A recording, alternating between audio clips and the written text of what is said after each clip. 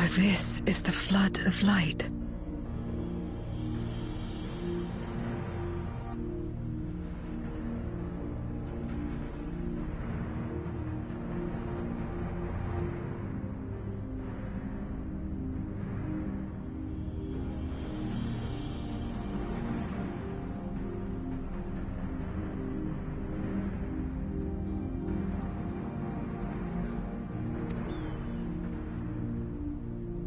I don't remember much of the time when darkness consumed the 13th. Just the cold and the emptiness.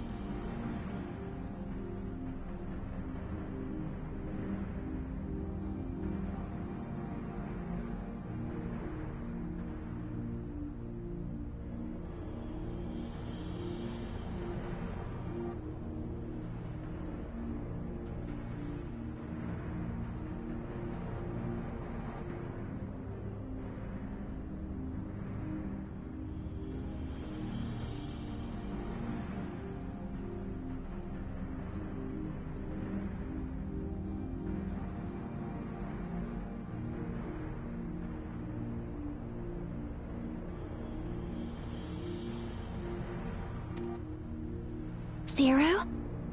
Are you all right?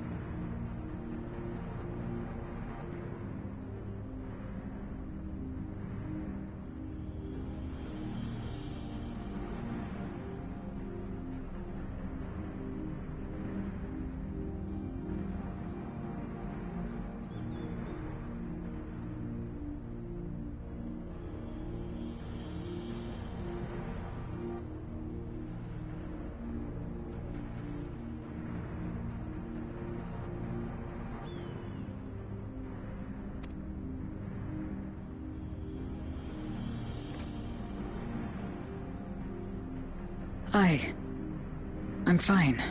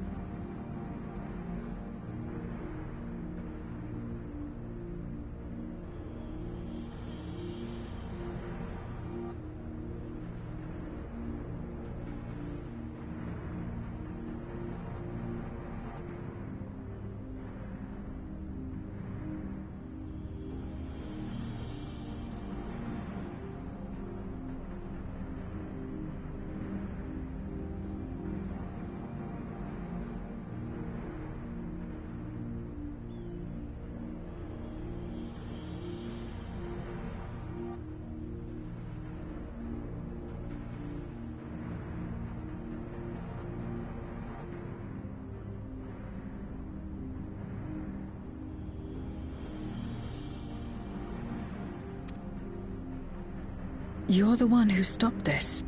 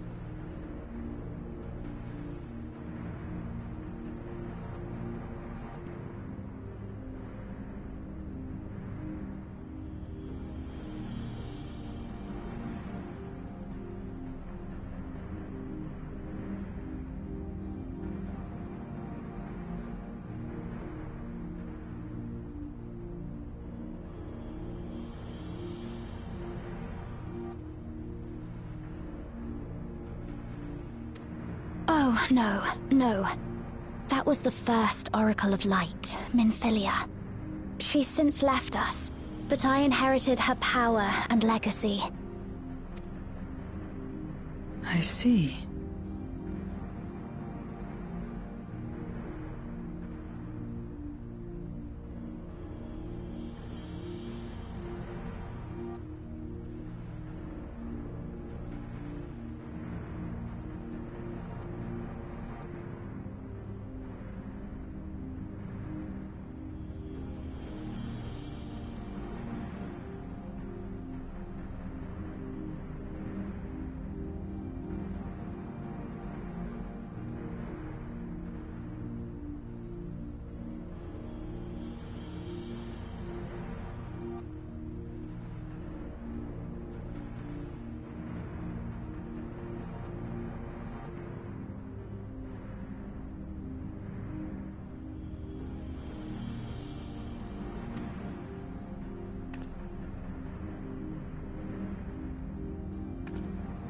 Let's get started then, shall we?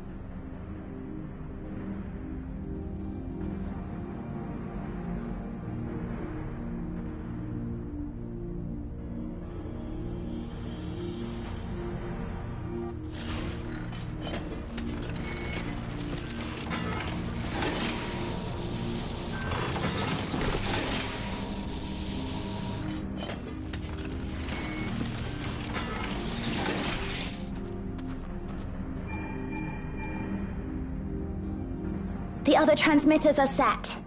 Whenever you're ready.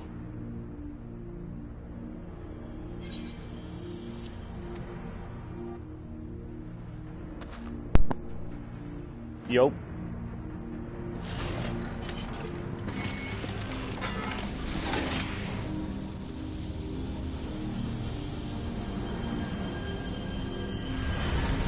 One of these can hear me now.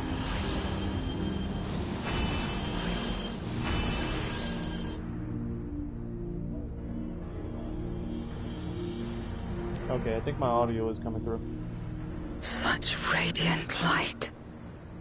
It's almost too much for one steeped in darkness, like me. Oof. Don't worry about it too much. Oh? Oh! Whatever may have happened in the past, you're still here, Zero. Alive.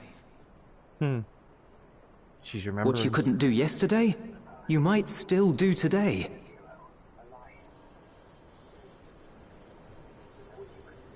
If this power were mine to wield. Oh. Oh? Oh? What is she doing? Oh, shoot. I will not succumb! Not to darkness! Not to light! Oh. Shit. What are you doing? Zero! Uh-oh. She's taken light into herself. Her body struggles to contain it. She needs help.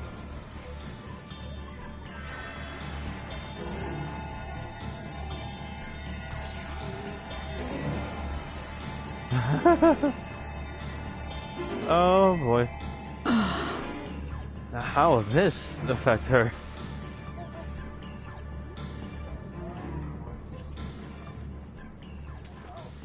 Thank goodness. How do you feel? She looks a lot better without her. Better now, I think.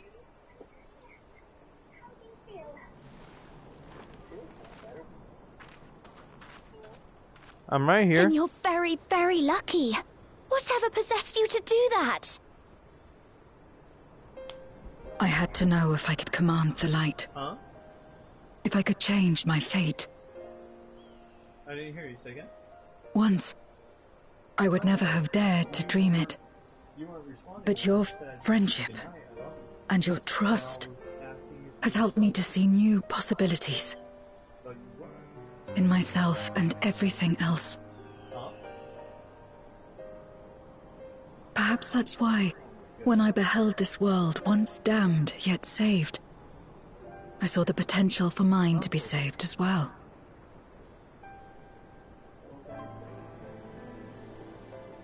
To become a world where light and darkness are in harmony, and life flourishes. A world where we're not consumed by insatiable hunger, but filled with hope for what we might create together. If I had the strength, perhaps I could make such a dream reality.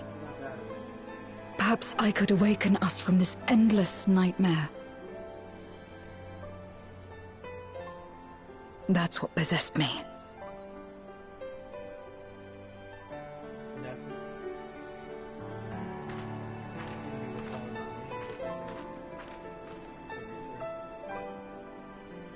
If that's your heartfelt desire, then you mustn't be afraid to share it.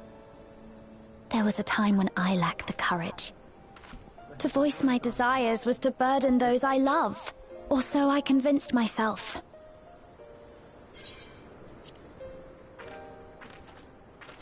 But then I met those who believed in me. They helped me to believe in myself, and find the strength to live.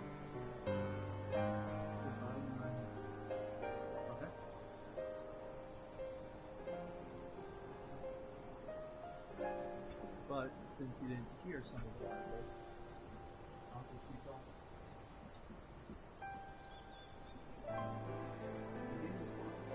Because I'm always playing with other people. It feels like you're playing with someone.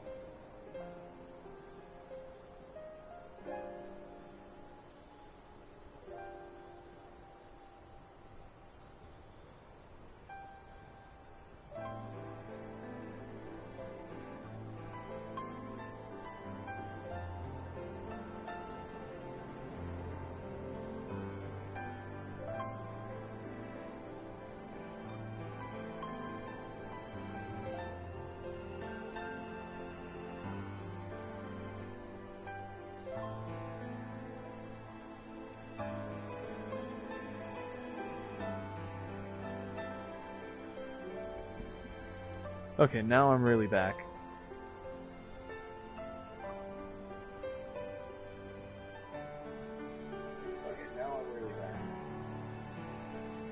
Alrighty then. Good, my audio's coming in. Are you still here, my friend?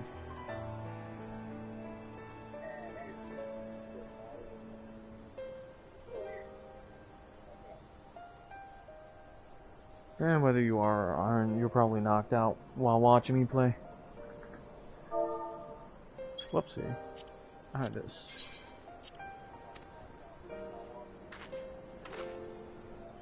And so long as I'm alive, I know that I'll be fine.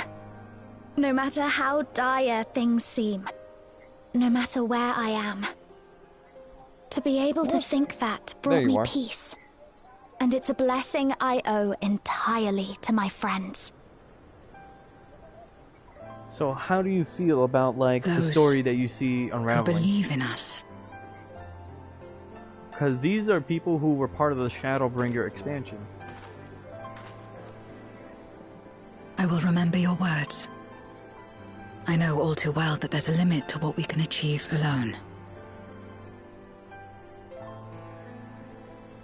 As a friend, I'd like to help you fulfill your dream. If you wish to take in more light, I can keep the power in check and help your body accept it. A lot of things are interconnected, so if you actually play the game and are able to slug through, like, at least how slow A Realm Reborn is, and then even post A Realm Reborn all the way to Heavensward, you'll find that it's a very deep interconnected story between not just, like, the Scions, yourself, and, like, the very important figures in, like, each of the city-states, like the leaders themselves. You'll find that it's even some of the most very simple people, even, like, people that you'll come across and will never see again until, like, very later on in the story. It's like a reminder that no matter what, everyone is interconnected in this big, massive story. And I love it here. Because you're a part of it every step of the way.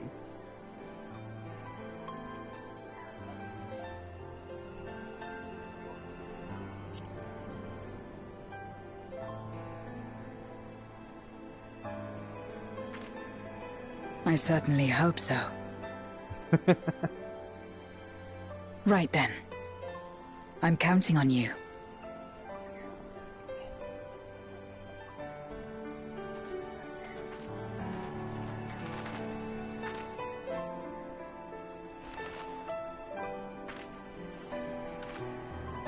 Here I go.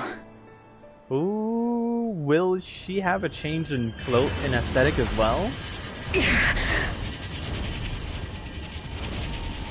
Will her power change? Ooh! This is development on another level now.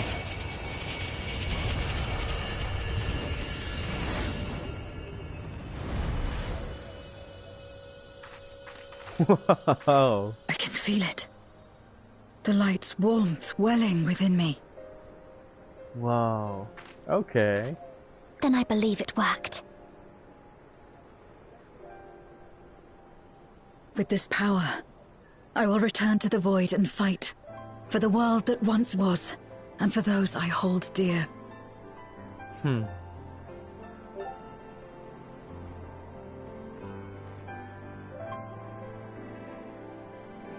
Awesome. Awesome sauce.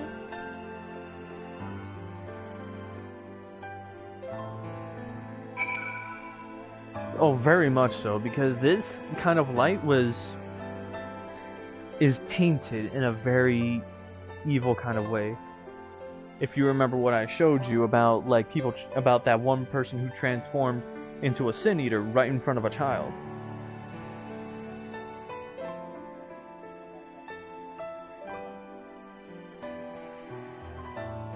But if anything, she might be half void sent, but that still makes her an actual normal person as well. So if anything, naturally her form is supposed to be able to take in light. It was just too much for her because the amount of light that she couldn't regulate was too much, even for anyone. In a way, it was risky on her own, but with Rain, to be able to regulate it and help her accept like light into her own form again, it worked out fine. Too much of anything is dangerous.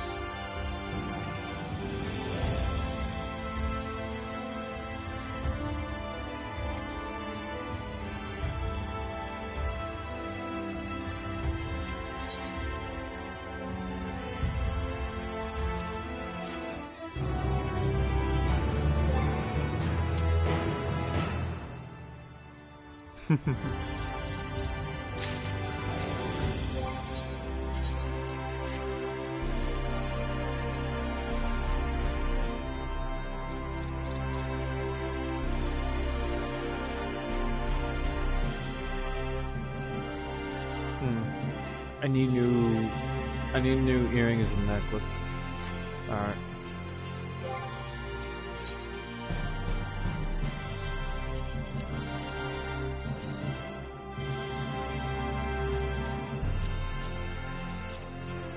What are these? Exchange for select combat-based varieties of material. Oh, right. As well, not this time.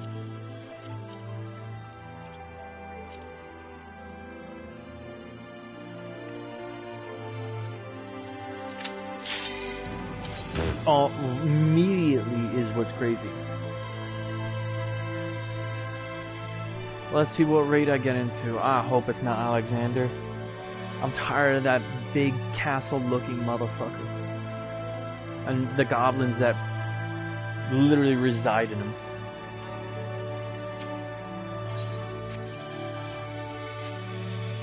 Oh, please be, please. Full party, yes, I know, but come on, let it be something amazing, like the End Singer. I would love to go up against the End Singer again. Without meaning to, of course.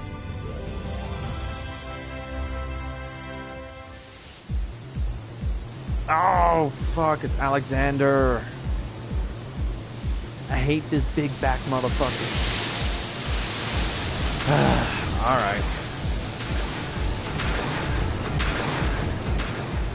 For a little bit of context, this is Alexander. A giant living castle. Literally a giant living castle. I kid you not. We literally entered into its leg. This hallway is its leg. Woo-hoo-hoo.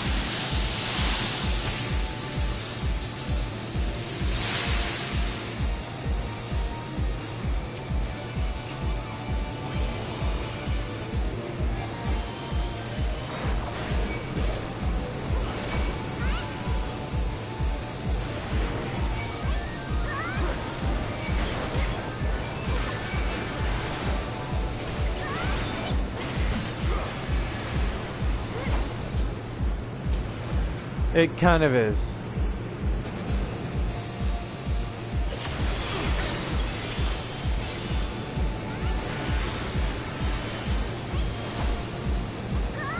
And right now, it's kind of like we're fighting off the white blood cells that defend the body.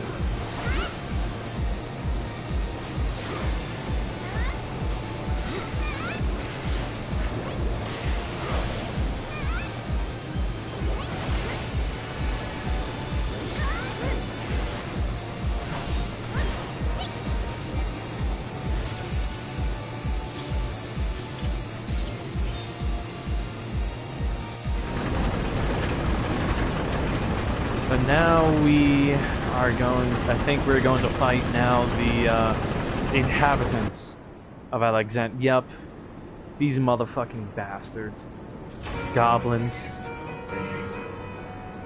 Eorzea's versions of goblins are annoying ass pieces of shit.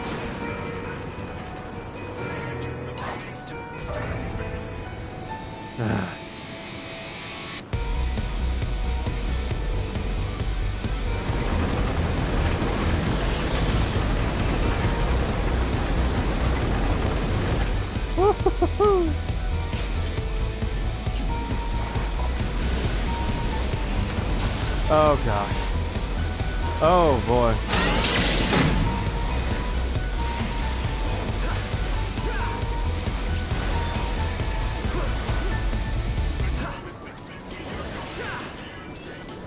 He is very annoying. I just saw your cancer comment. Shut the hell up, bro.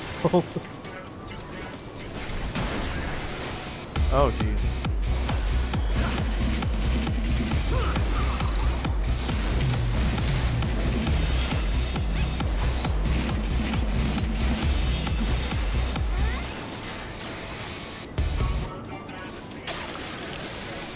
Oh gosh. Oh, didn't know it would drop a whole field.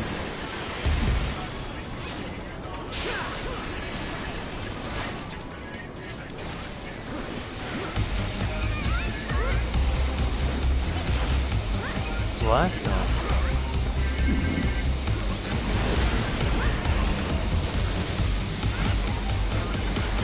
Interesting.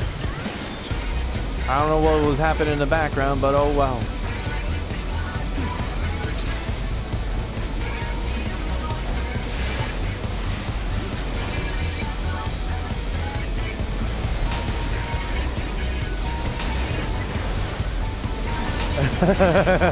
Yeah, no. That's because... Oh, jeez. I was distracted.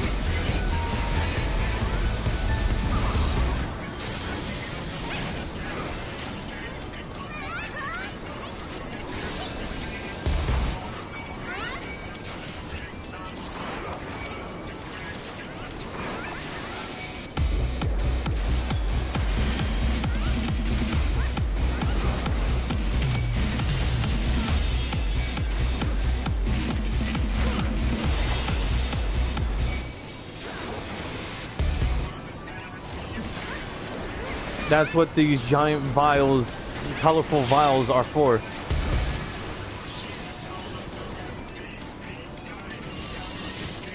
Oh, ow.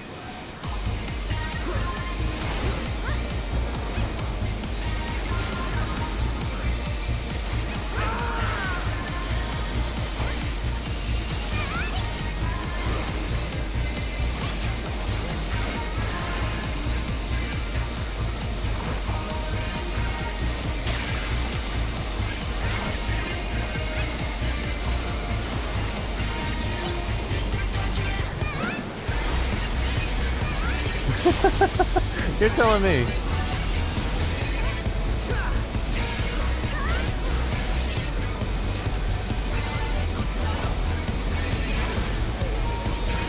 Oh gosh. Oh my gosh. Uh-oh. Oh shoot. Most of our team just died.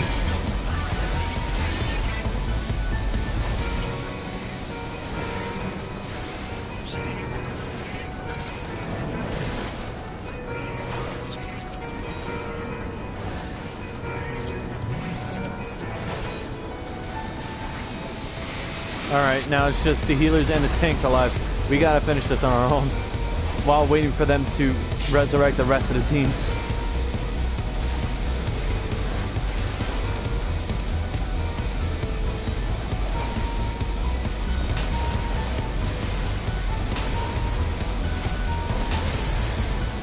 Oh gosh. Oh boy. Oh gosh. Now it's literally just me and the tanks.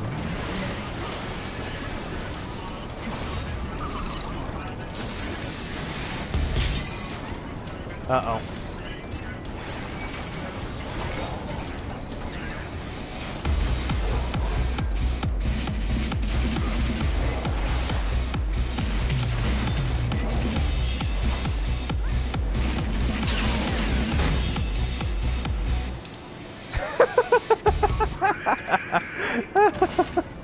I hate this motherfucker. If you couldn't tell, I hate this motherfucker. Oh, fucking hell. Everyone, yo.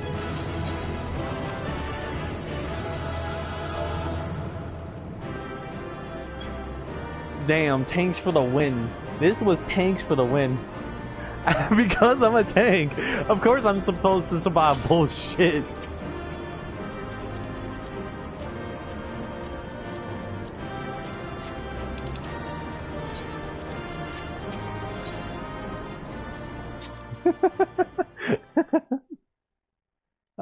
Not only that, I literally have my own heat.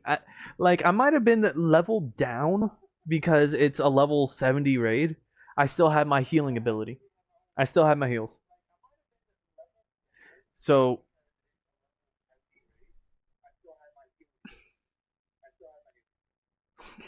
Wait, what wasn't bullshit?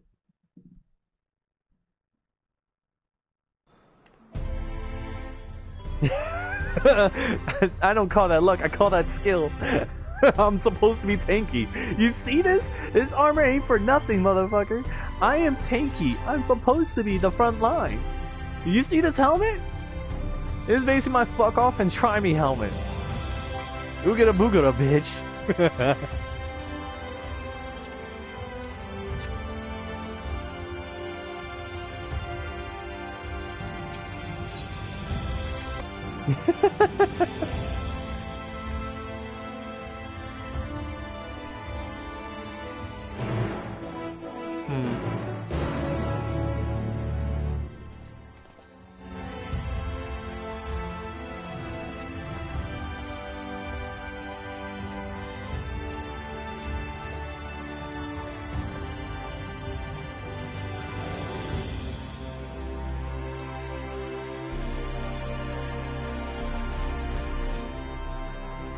One thing I like about Sprint now is... Okay.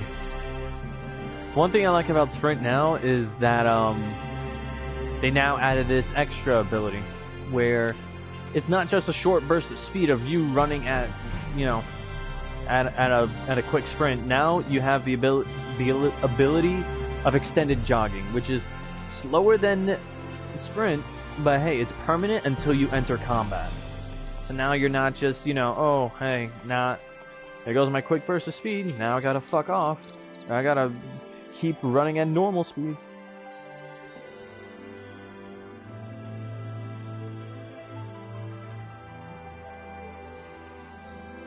Oh, well, thank you for the input. Internet connection quality is currently not sufficient to broadcast gameplay, it says. Eat shit. I'm fine. It's fine.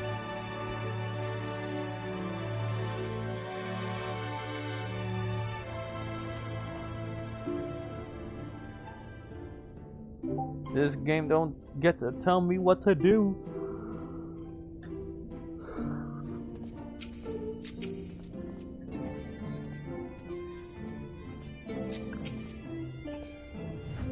Hey Jen, you sure you don't want Lena? Do you think I should make an introduction to should I introduce her to Zuki instead?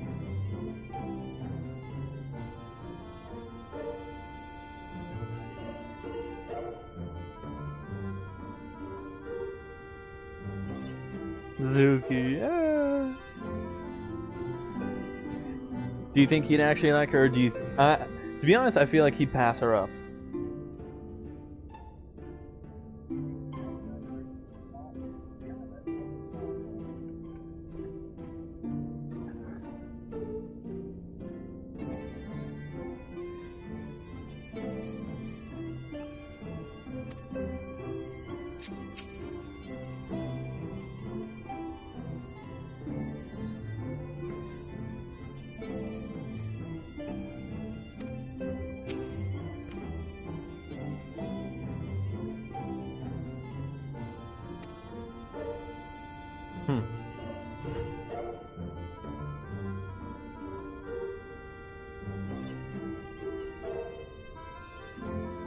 I mean, I don't know. I feel like he would.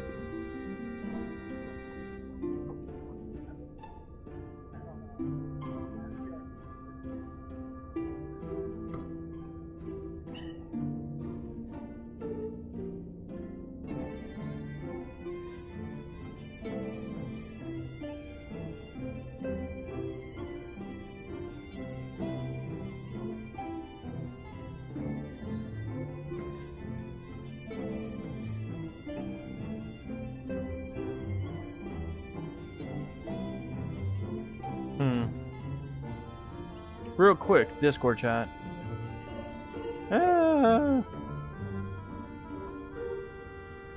I think if you do, I think you'd have problems with Yote. I don't think you should.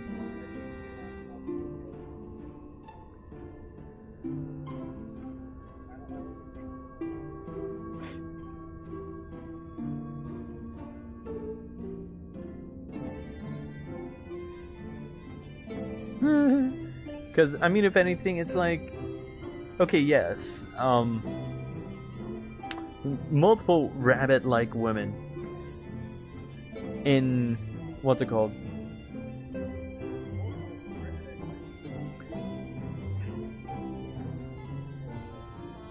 Multiple rabbit-like women in a group? Yeah, that's fine. But Vieira can actually be kind of territorial when it comes to mates.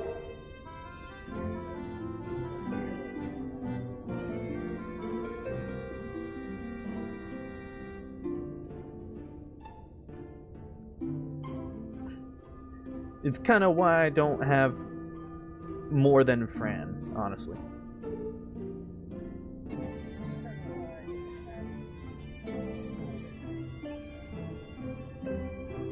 Like, okay, yes, Fran is a Vieira from another universe, not from here.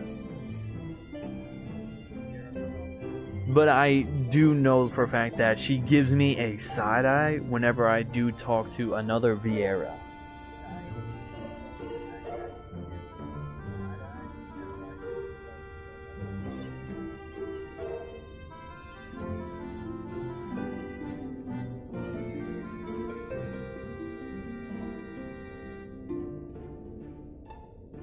Matter of fact,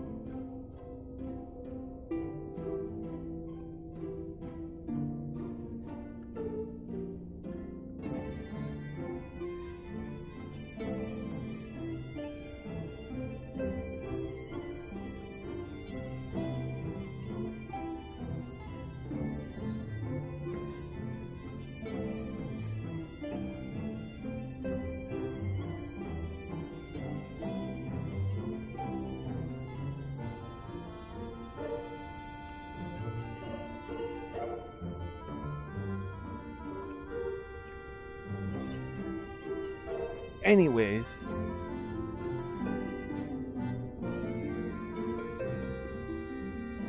oh no,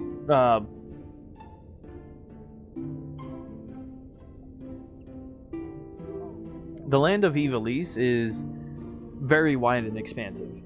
Very rarely do Vieira become wayward, and those wayward Vieira are the ones that travel outside of their forest, never allowed to return. But they are still very rare, so even if I do go back to Ivalice sometimes with Fran, she doesn't mind.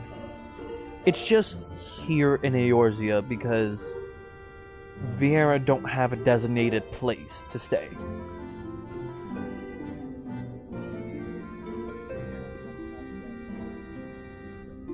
They're not constricted or told by culture to stay in one area for the rest of their lives.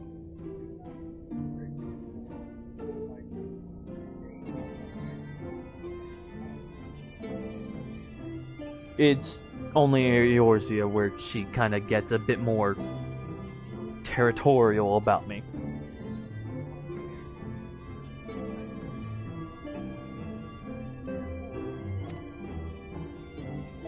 I've only said this, I've repeated this a few times, but that should tell you like how bad it is.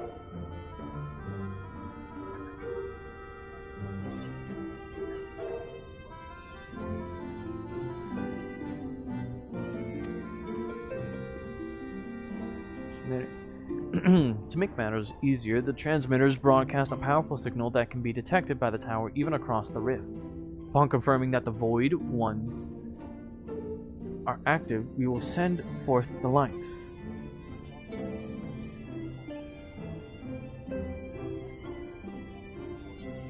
From Fran? No. Fran, she's territorial, but she's not upset with me about it. She's seen enough of her world to just understand and been around me long enough to understand. But she just gets defensive when it comes to other Viera having to talk to me.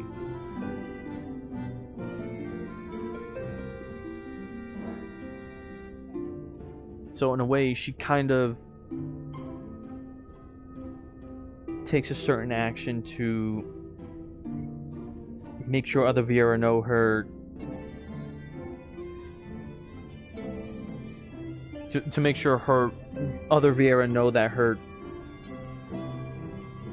kinda, yeah, but she kinda gets defensive in a way that she makes sure that other Viera know that she has her territory marked.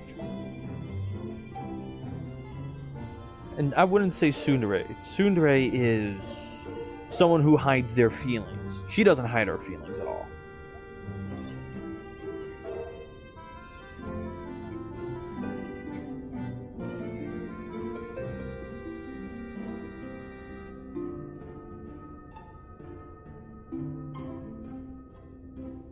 You mean, those are from Carrot and Vanilla, not Fran.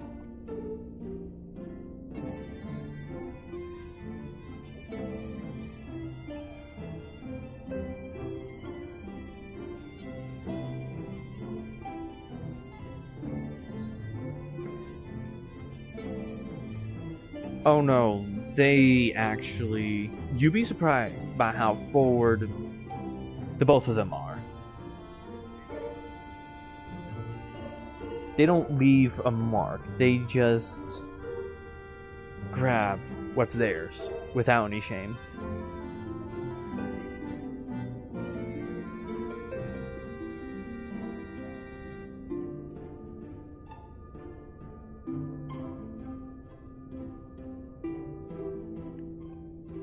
Yeah, so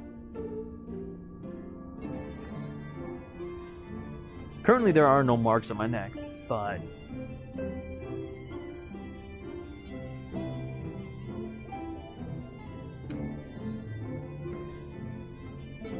yeah, basically.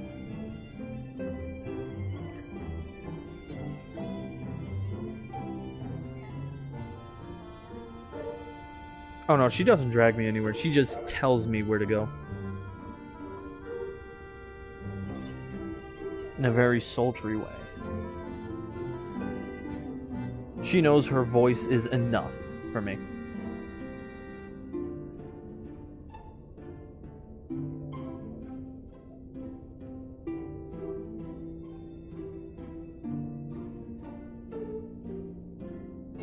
Powerful signal that can be detected by the tower even across the rift. I can see. Upon confirming that the Void Ones are active, we will send forth the light. We'll all be praying for your success. Now go, make haste back to the source and save your world. Well, precisely what I'll do.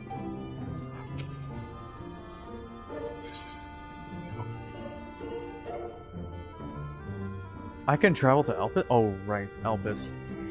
I haven't shown you Elpis yet. Before Elpis was split into the 13 shards of Aetheris. Might as well take the time now.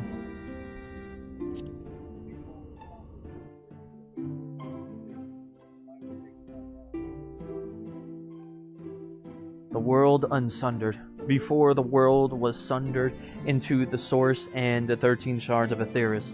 Way before the Alligans.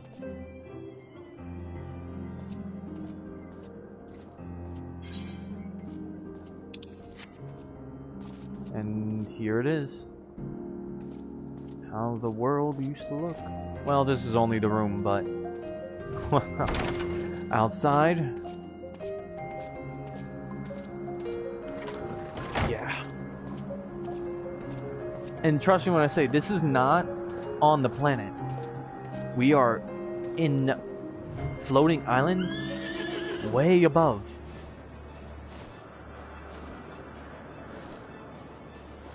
Yeah, this is a massive research facility where a lot of beasts are set to roam free around the land. If I remember correctly, this was where, well, the people of Elpis, researchers of Elpis, had created creatures in order to, how should I say this? In order to create creatures for even more habitats, basically.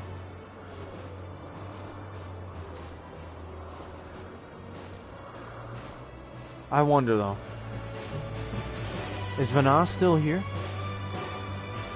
I wonder. Oh yeah, you'd be surprised, but that's just how it is.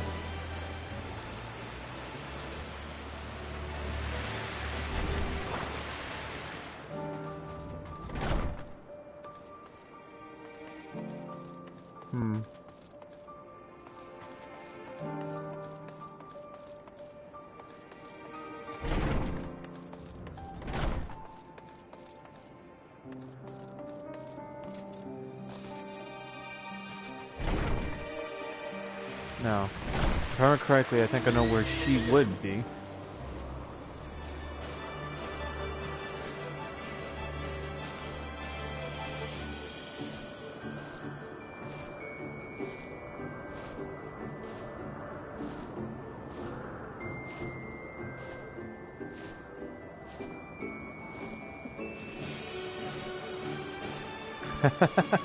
Oh no, funny thing is that the highly intelligent race kinda... They were very... Thing is that our control of the ether is very... Very, very, very, very, very poor compared to how these people... Compared to how... Well, any of them. How the people of Elpis mastered ether to the point where their form of ether control evolved all the way into creation magics, where even literally these three people look, he created this, a species. He created an entire species all by himself, no help from anyone else, no assistance from other devices to create them. They create them with their own imagination. These guys were very much more advanced in how to manipulate ether. Precisely. And it's because of that, because of one person's creation, though, that everything went to shit. And that creation was Meteon. Oh, I can. But do you think I honestly want to try and introduce new species into the world? Do you think I think that's a good idea? After everything I've seen of, you know, what they've done in Elpis? These people got too curious. They got too curious and they got burned for it. Matter of fact, there is one dungeon that literally... There's one dungeon I can show you that was a vision of the past.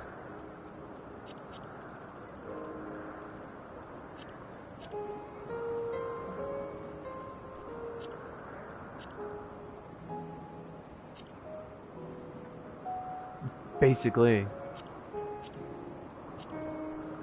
Here it is. Amarat. To the depths of the tempest, to the ocean floor itself. This was what happened in the first. Basically, Emmett Selk had created a whole, like, physical vision of what his town, of what one of the towns used to be in Elpis. It'll explain it, I'll read it out. To the ocean floor itself, you have come to rescue the Crystal Exarch from the phantom city of Amarat.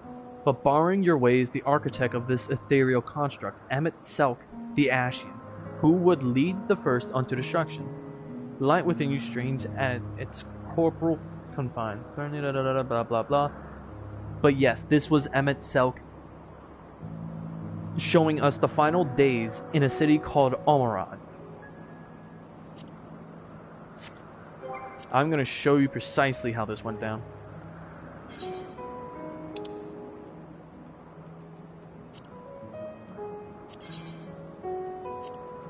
Our fates are not yet sealed. Here we go!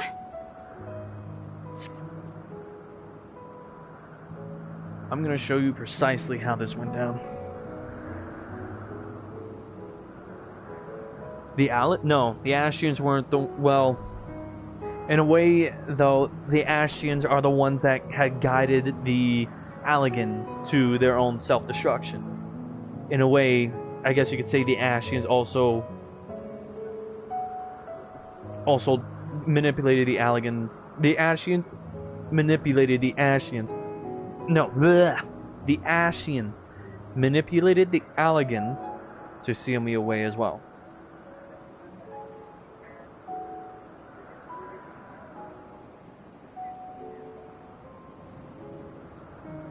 But no, what I'm going to show you is the final days. Literally what had happened when Meteion had found our star and started turning people into blasphemies. This is what happened to Elpis before it got destroyed.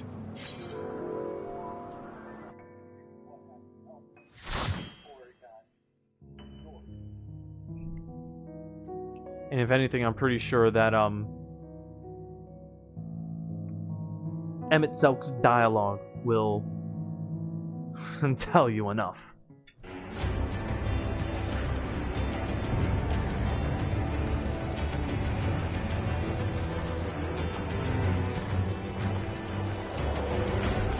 Amarat. This was during the final days.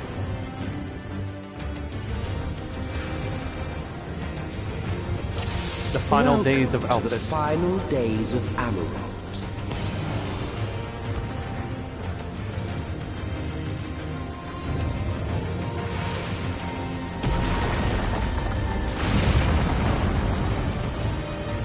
The fabric of our star began to fray, and the unchecked energies of creation begat malformed beasts.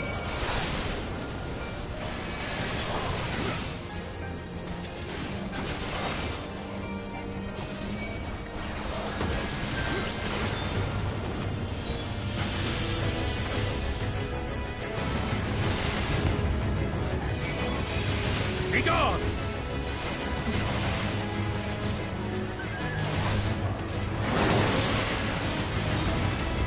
Uh-oh.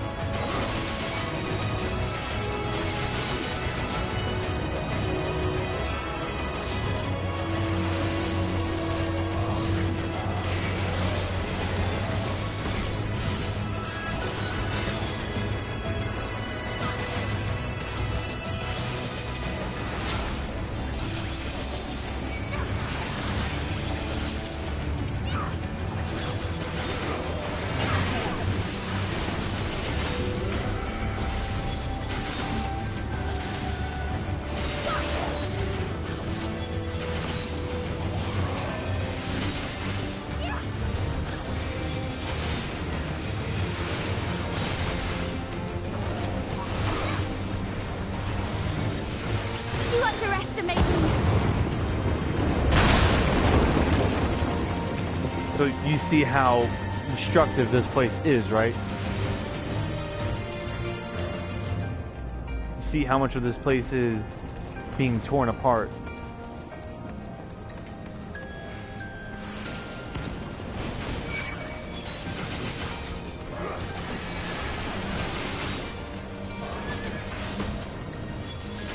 Just wait till we get to the bosses. Oh man, that's gonna be a whole doozy in and of itself.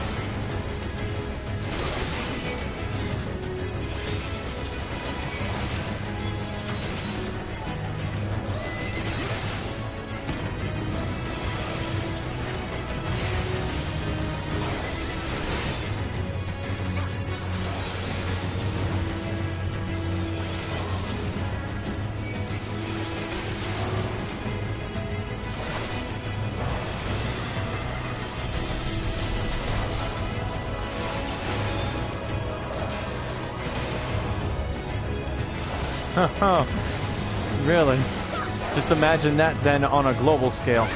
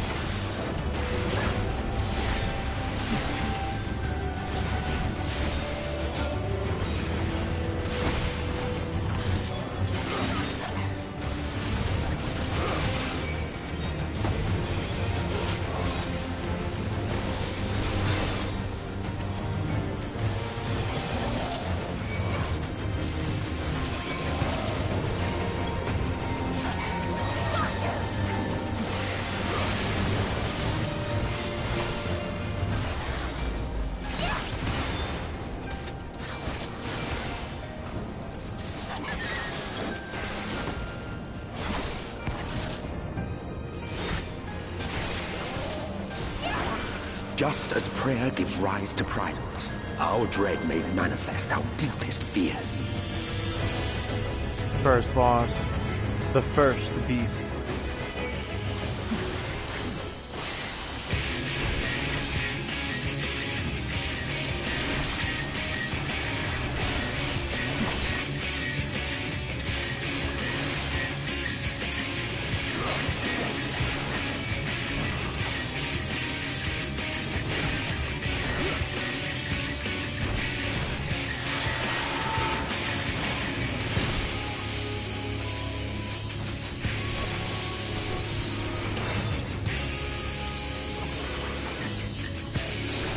I will not hold back. Uh-oh.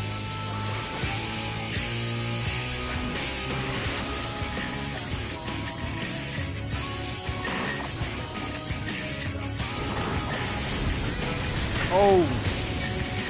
Okay. Oh, shit.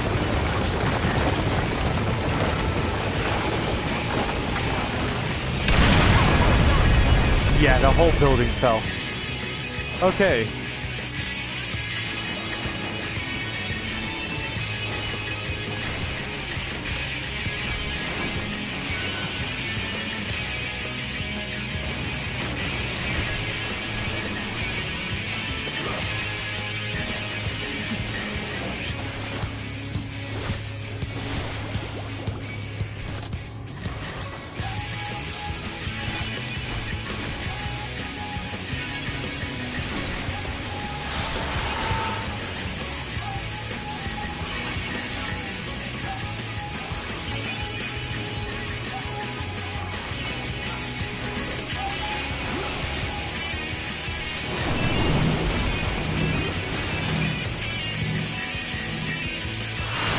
Don't be so reckless.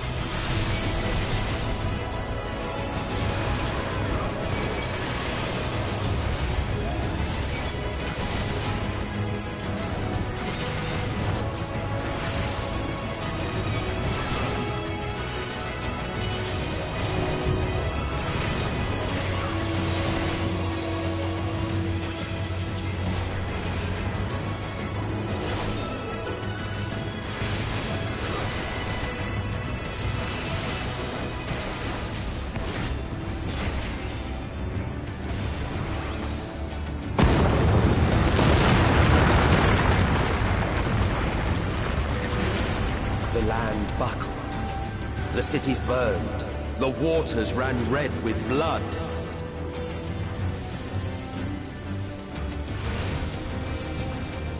All of them are blasphemies.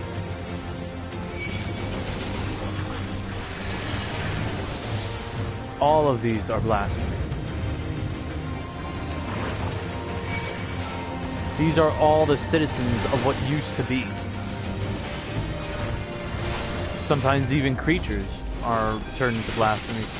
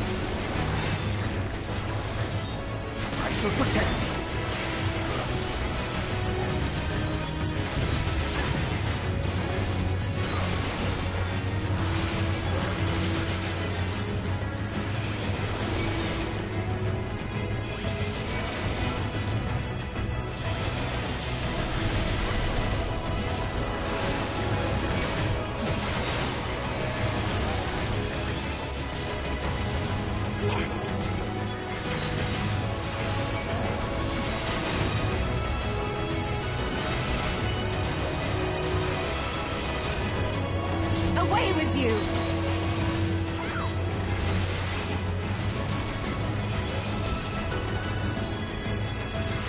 This is going to leave a mark!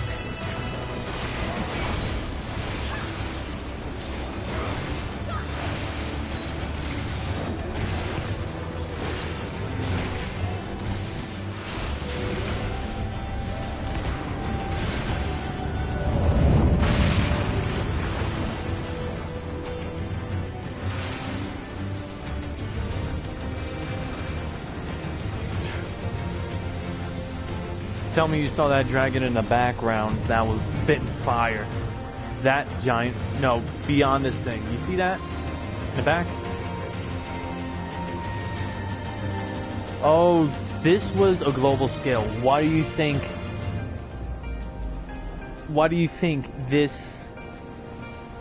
Elpis is no longer around? And the source is called the source, and the 13 shards of Aetheris are called what they are. Because they're the 13 shards of Elpis, what used to be Elpis.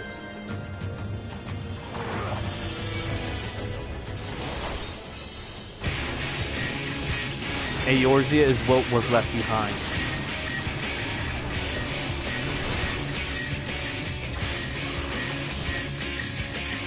I'll show you. Here we go.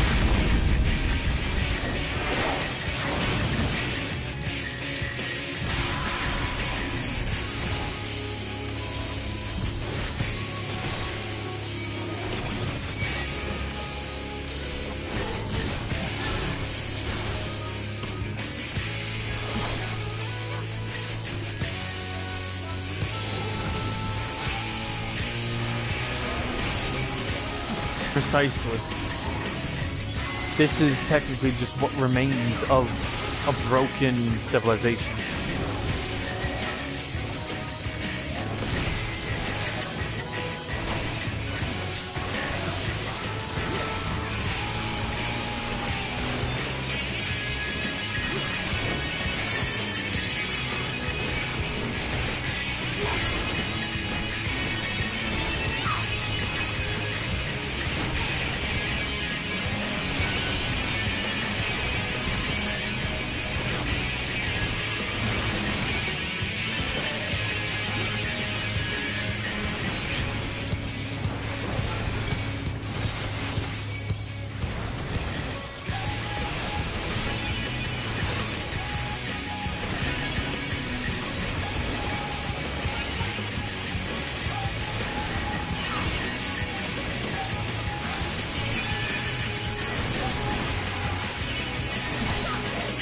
I shall protect thee.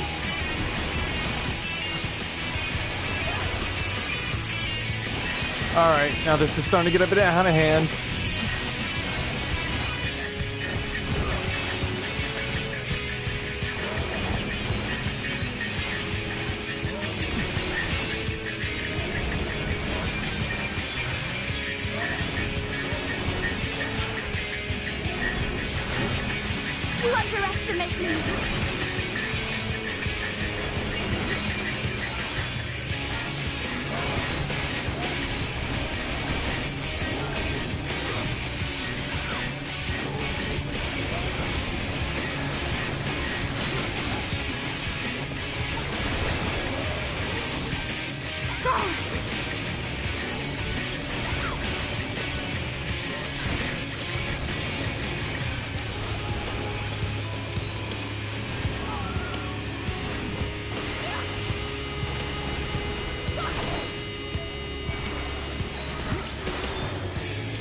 Okay. No more minions for you to use, you big old big back bitch. On the heart, the beast floats, then shivers, then ruptures. Oh gosh, we have to kill it. Hurry. We have to hurry and kill it. Oh yeah. Yet this is far from the worst of it. Come, and I will show you. Oh, now we get to the nitty-gritty of what Emmett Selk wanted to show us, of what happened during the final days of Elpis.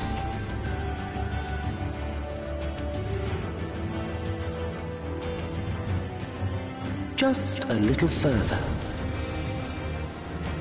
and you will see the end of a world. See? The stars fell from the heavens and wreaked havoc on Elpis. This was the final days for them. This is what almost happened to our world, to Eorzea.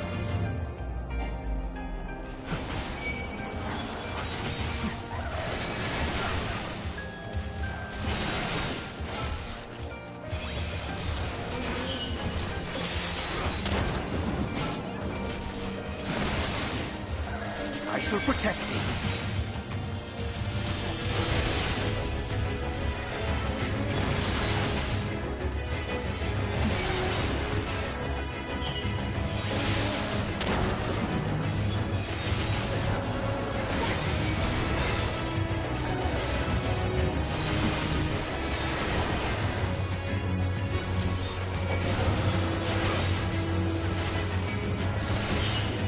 That is the final boss of this dungeon. Or rather, one of the monstrosities that Emmett Selk witnessed destroy his world.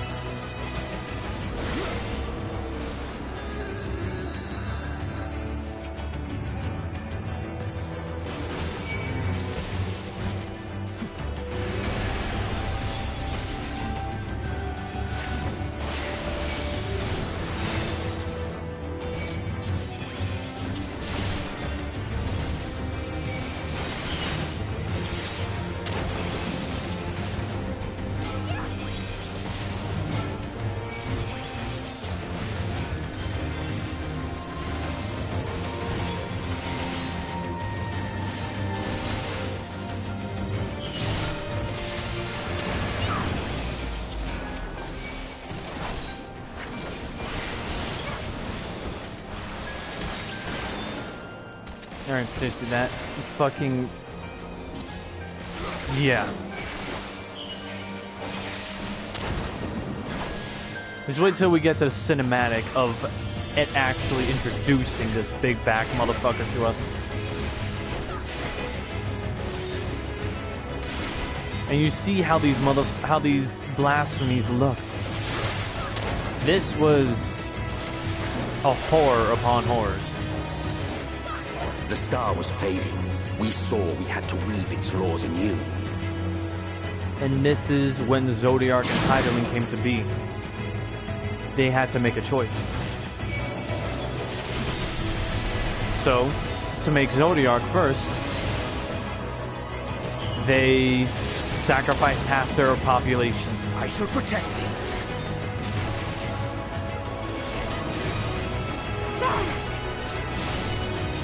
They sacrificed half their population to make Zodiark, the one who would bring balance and keep the blasphemies and Medion at bay.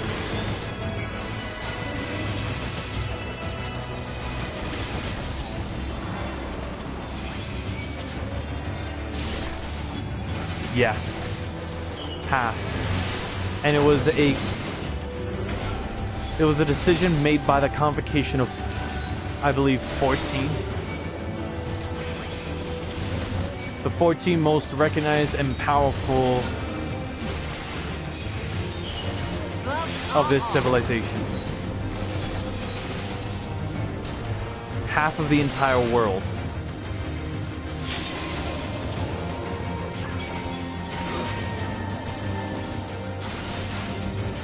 This is going to leave a mark.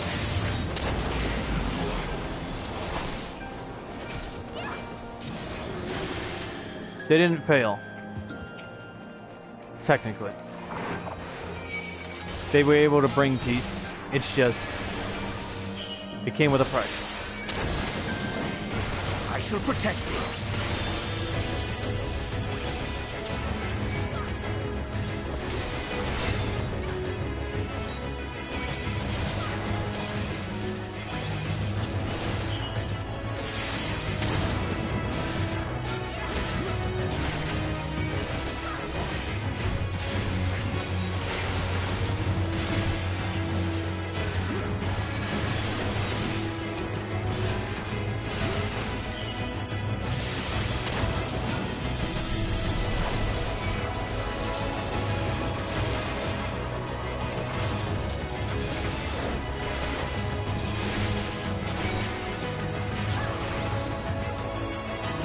You underestimate me.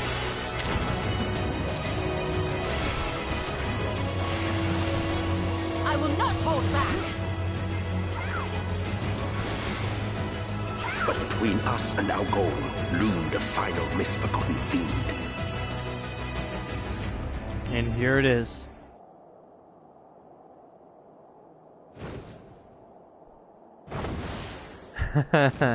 Yeah. The history behind all of this isn't chthonic riddle, Therian.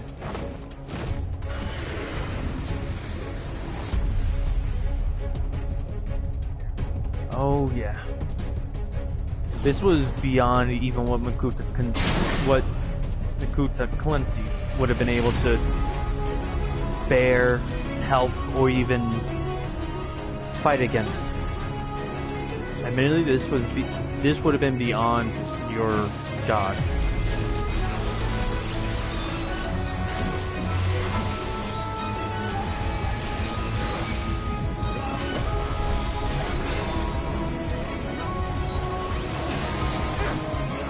I shall protect thee.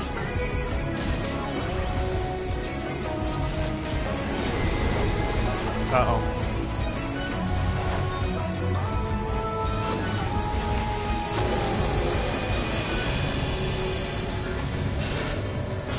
This is going to leave a mark. Uh-oh.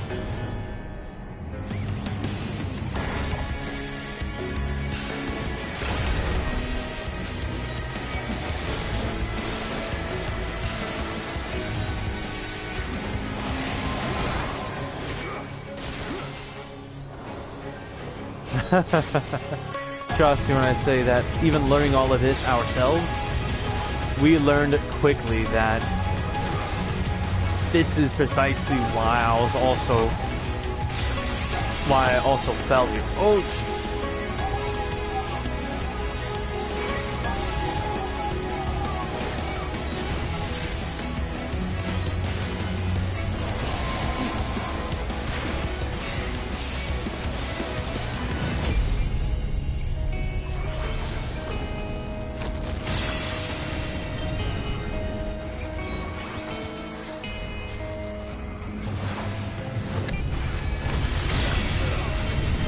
we're being pushed kind of hard. You start pushing back a little. Uh-oh. Oh, shoot. Oh.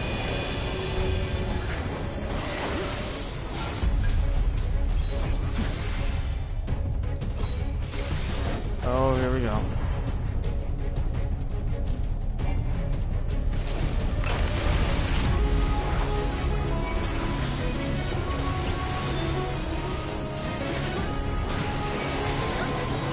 shall protect thee.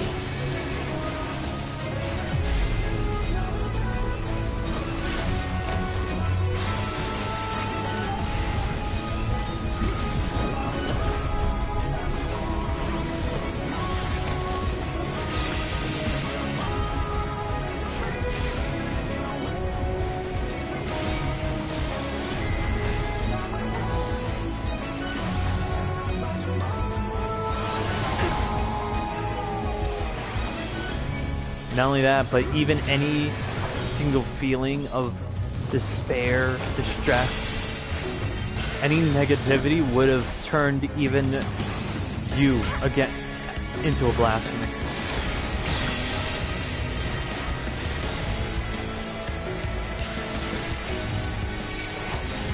And trust me when I say most of them felt hopeless. So they had to make a sacrifice in order to be able to ensure someone was made to. Give me strength!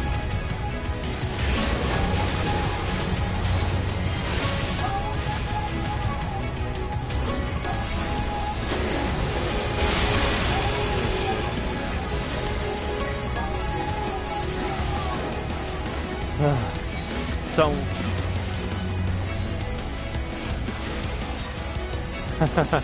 yeah, no.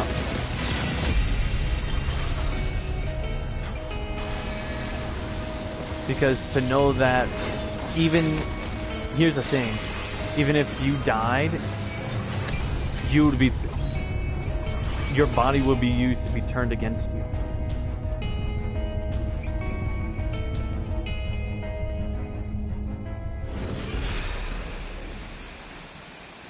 You, the dead, would become blasphemy as well.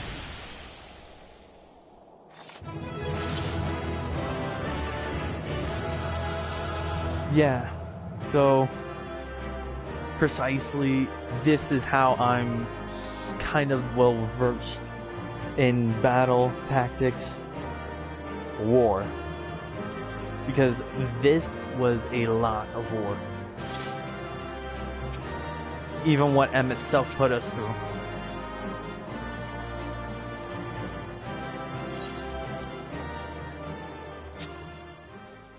And this was one of his illusions.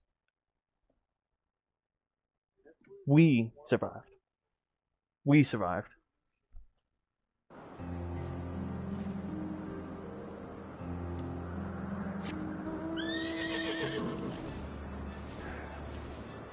Sadly enough, I know of only one place where I can show you Vana. Matter of fact, I feel like it's a good time to be a different class this time. Let's go with Viper. If it would change my armor too. There we go.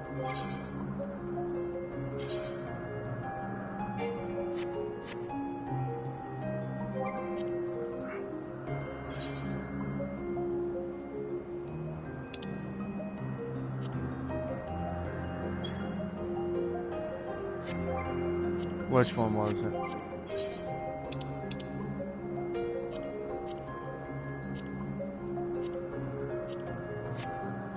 Oh, yeah, no.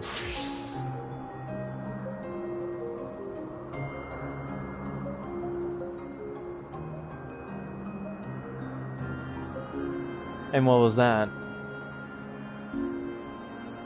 What was it? What was it that I did tell you?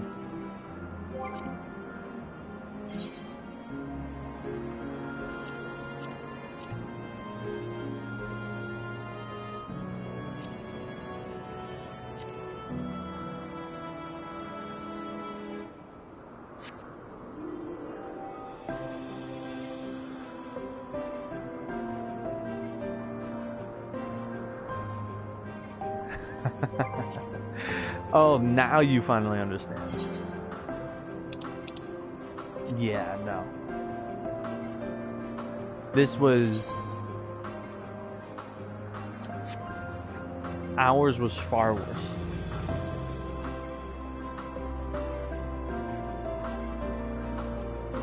Oh yeah, because seeing the way that...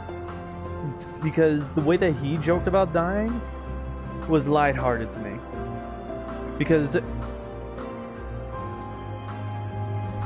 the difference between the ways that you can die in Titanfall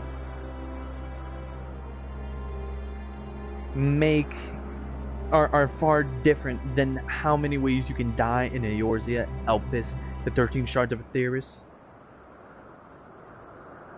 And the amount of ways that you can die in despair, hopelessness, make it seem like the amount of ways you can die on Titanfall, you can count on one finger.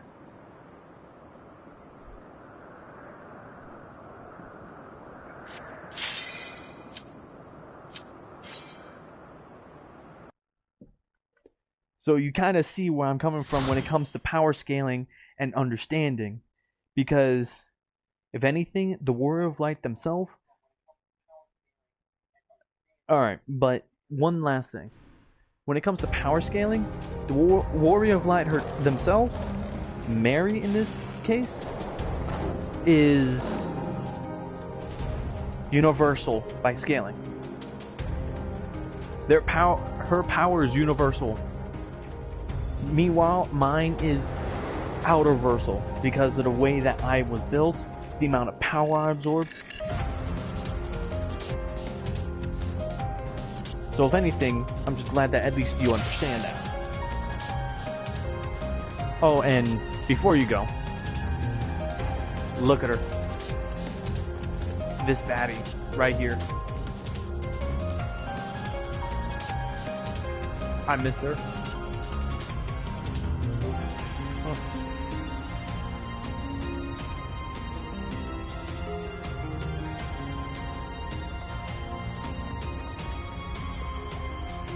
Yeah.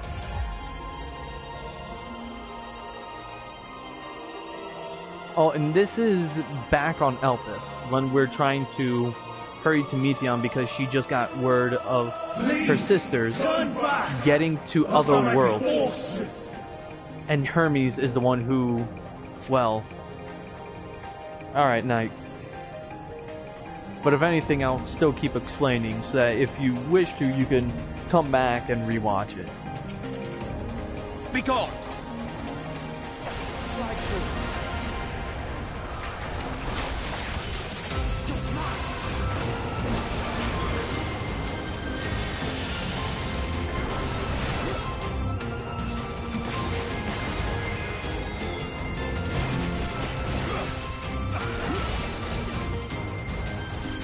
Sweet.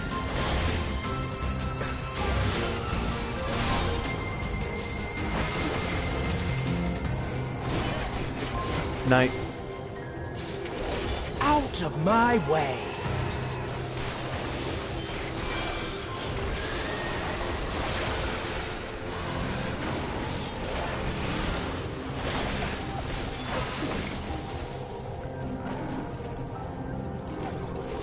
I see you opening. Fall!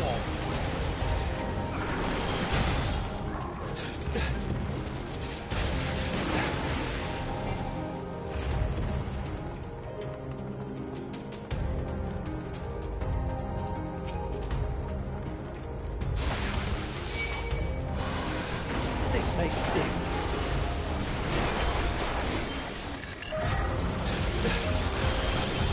You're mine! Fall!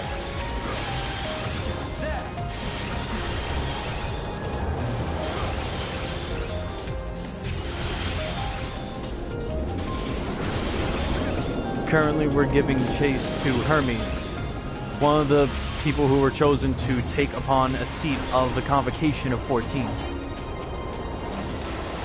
His research and extensiveness into the goings-on of Ether and how the fact that he's the master of this whole facility in Elpis, in the islands above Elpis, bespoke to his ability to be able to, well, effectively take on the role. Oh, wow.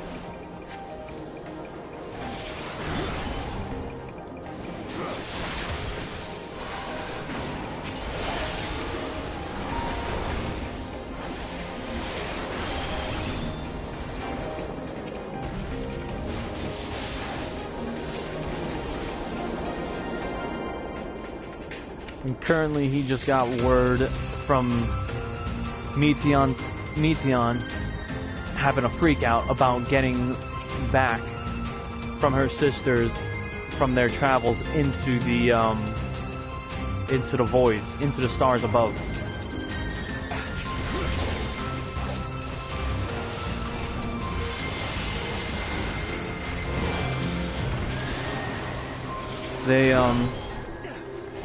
He currently wants to try and listen out for what happened. I see you opening.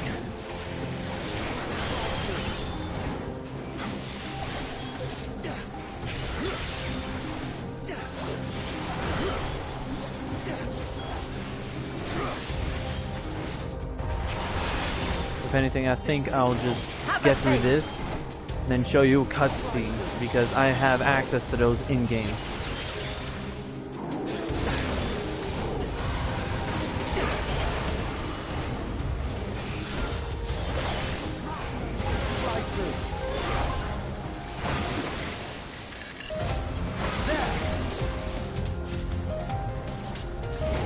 Oh, did I break the cycle? Break, I did.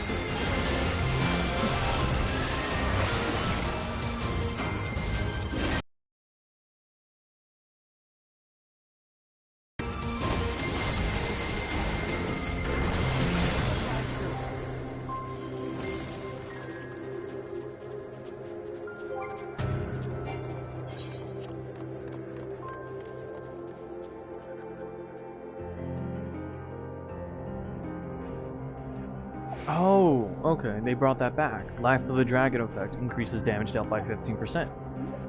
Sweet.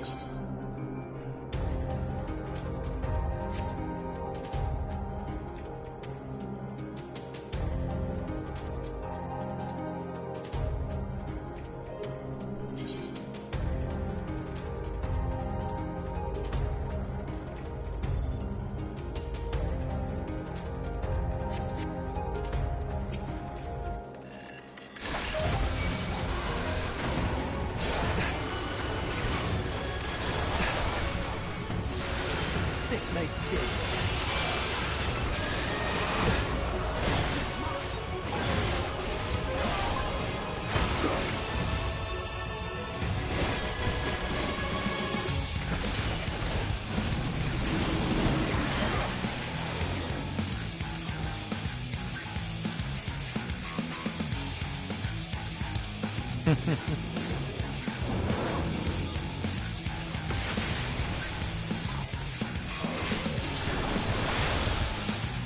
I hate this thing.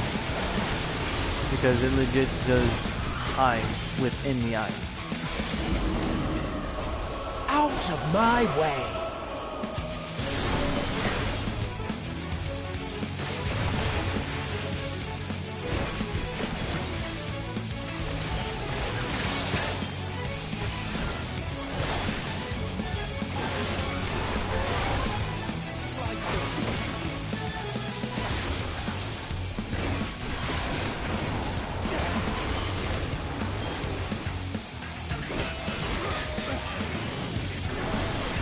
I see you opening.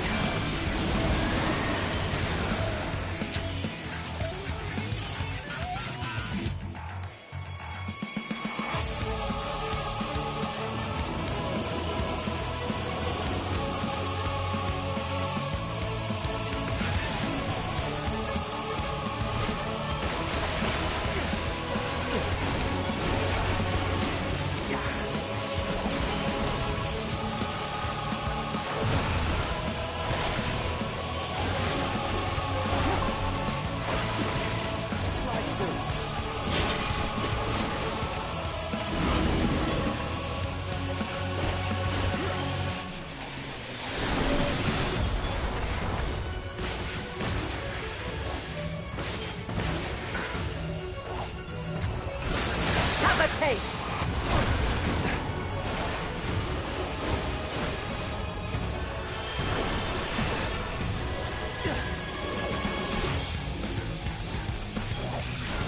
I'm not entirely useless.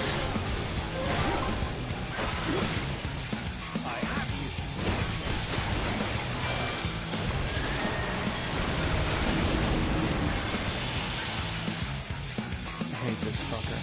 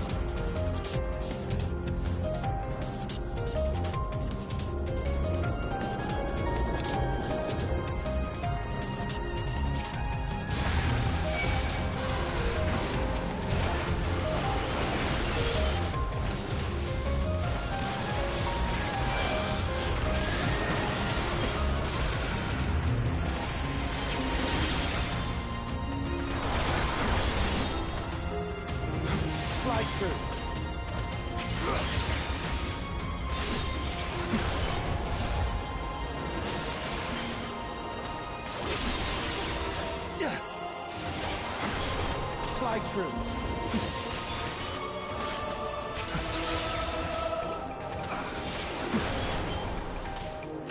I'm not entirely useless.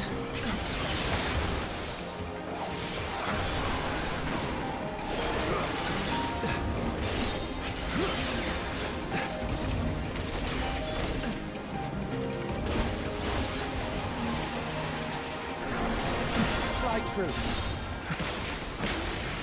Have at you!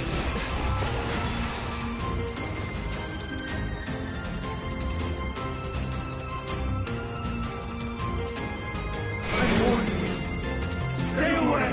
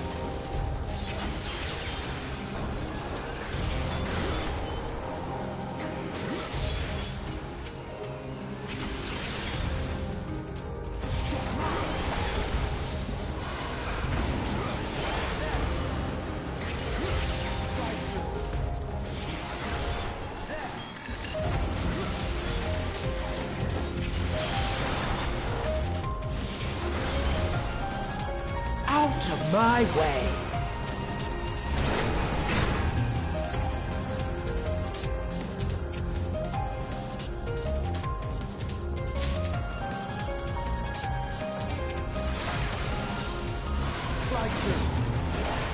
I see you opening.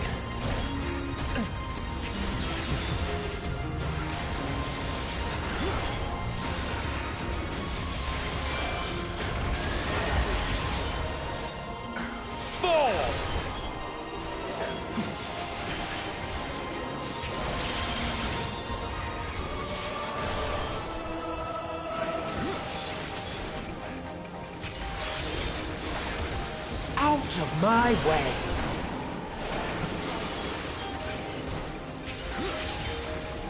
Four!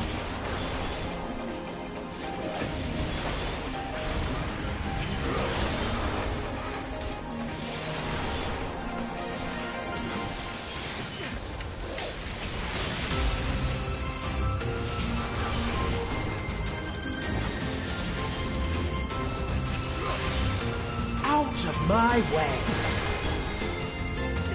Have a taste.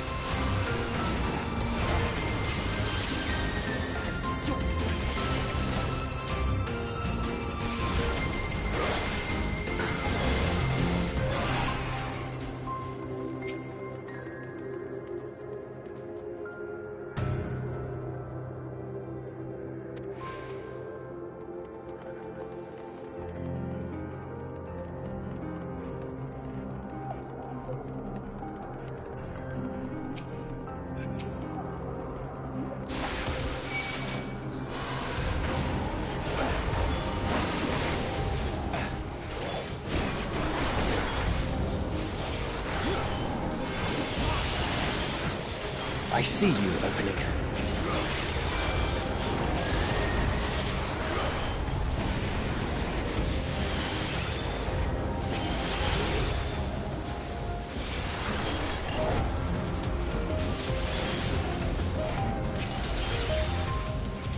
Out of my way! This may sting.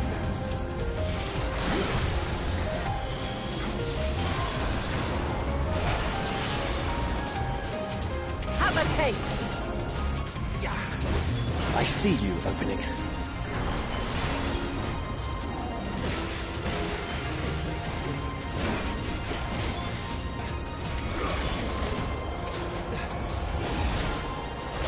Fly true. Out of my way!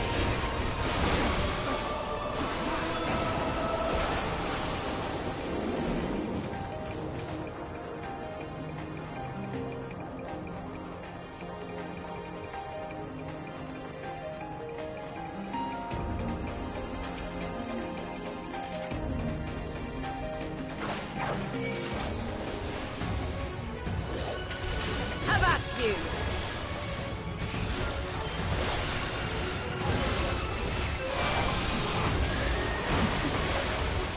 This may sting.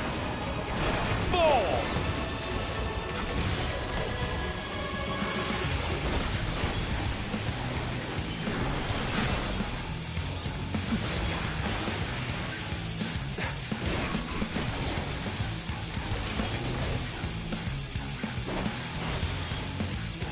Out of my way!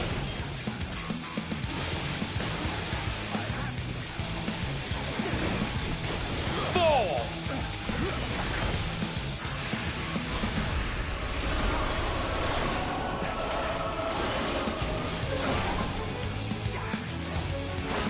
Four!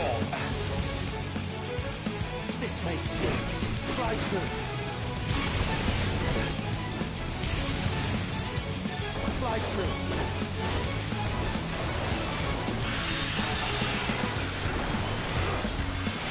Have a taste.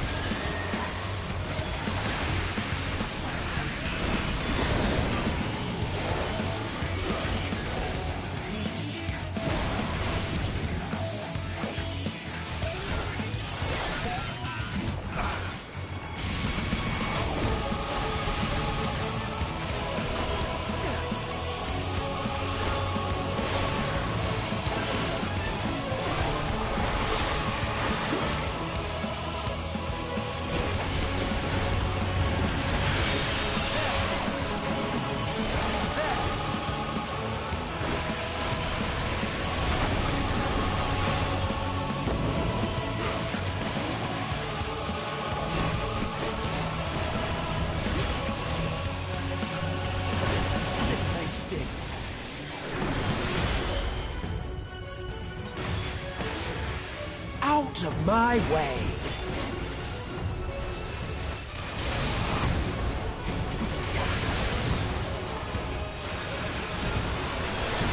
Fall!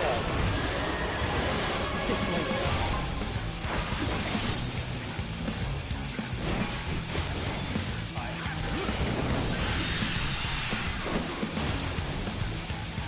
I'm not entirely useless.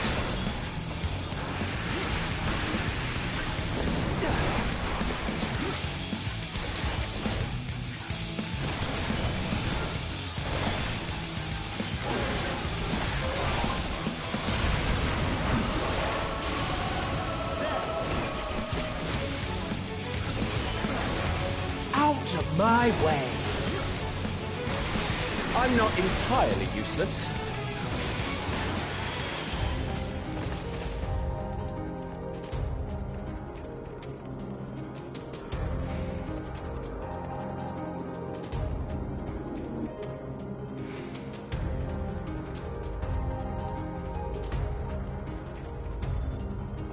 I cannot let you take Meteor.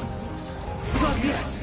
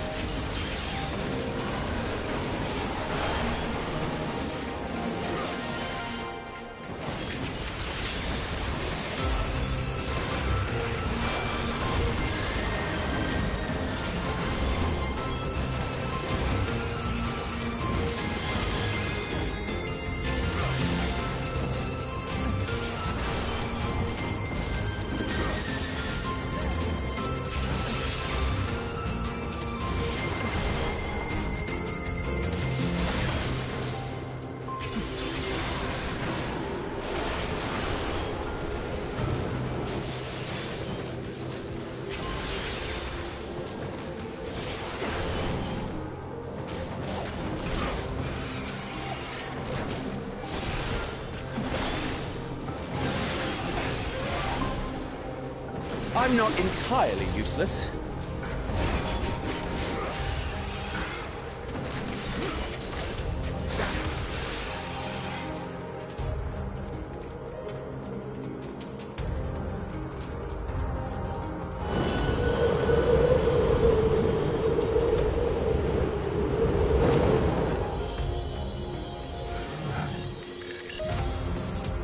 I must hear their answers before they're expunged from existence.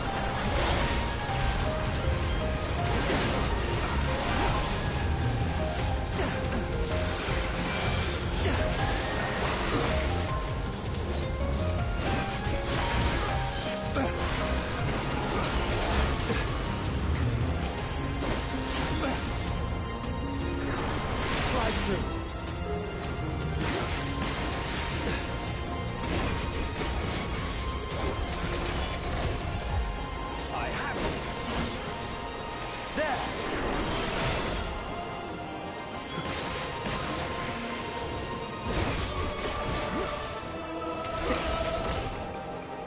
I see you opening.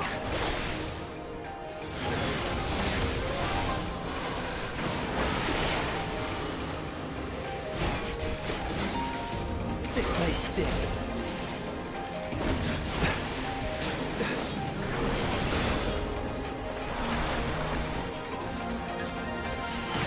I see you opening.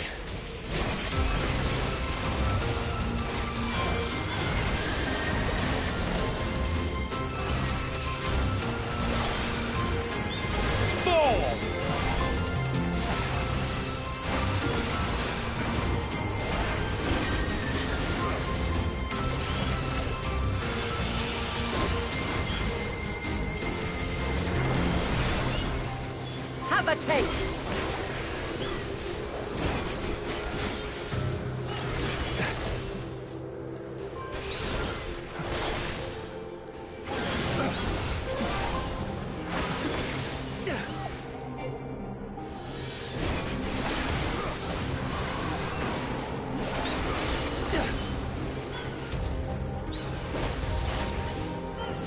This may stick. This may stick.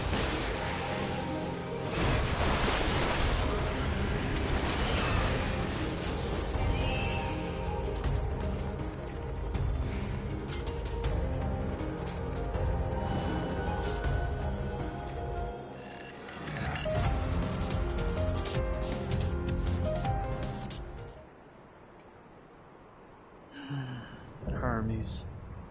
Winged Defiance. So, it comes to this. Also, I have no wish to fight, but this time, I cannot yield. here's the thing Though the about world may think me a mad, desperate fool, I will hold fast to my conviction. oh boy. So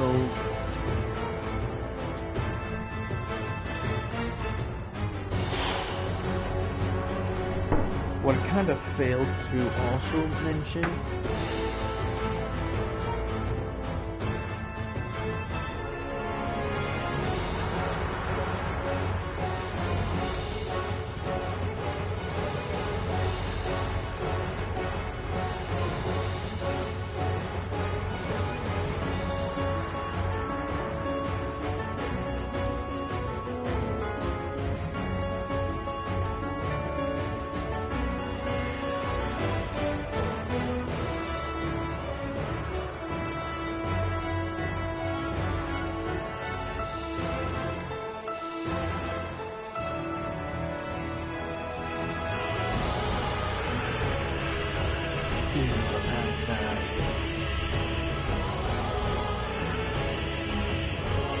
those who had at least like a modicum of mastery over ether to Alphys' standards, they had a form that they could take on, which is what Hermes has taken on himself.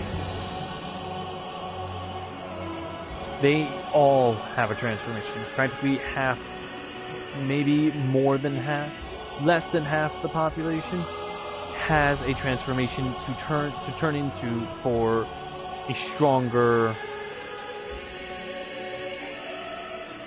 chance in battle. I will have the time and tranquility I require. Gust and gale, gather to me!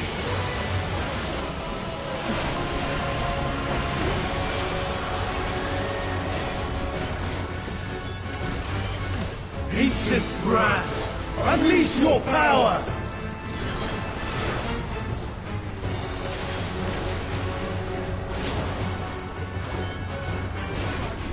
Dancing winds, pierce my foe!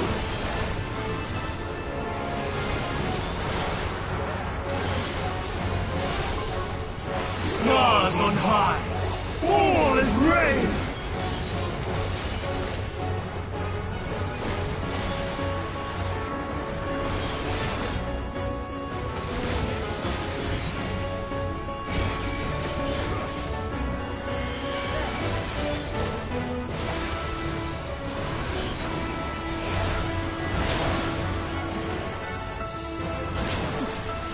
Oh shit, I wasn't fast enough.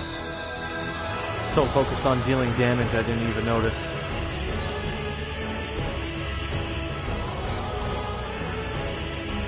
Is what I mean though. They have transformations to turn. No, actually no, not less than half. Few people know how to transform fully into a higher state to be more combat ready and effective. I will have the time and tranquility I require. Gust and gale, gather to me!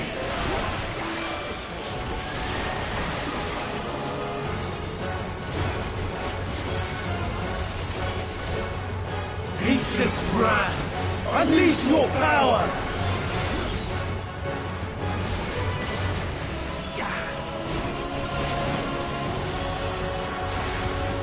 Dancing winds, pierce my foe!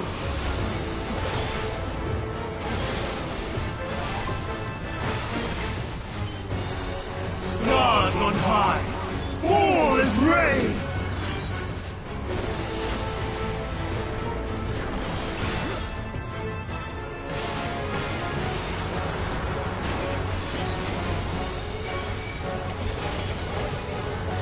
Try true.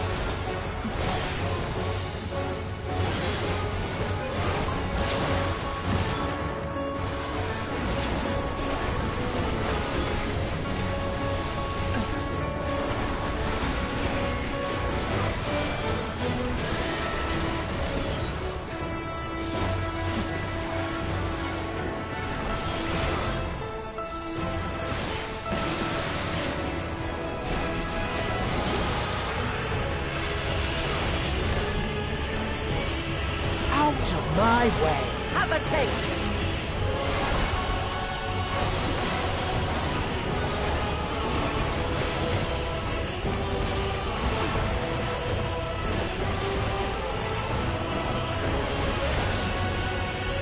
Streams of ether! Surge as one!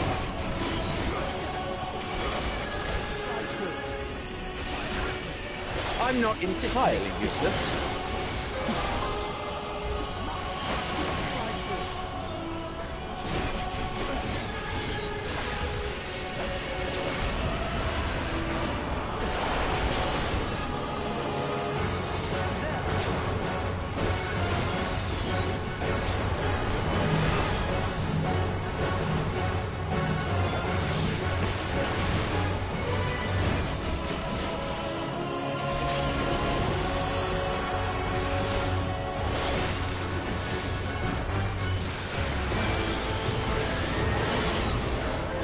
Dancing winds, pierce my foe! Have a taste!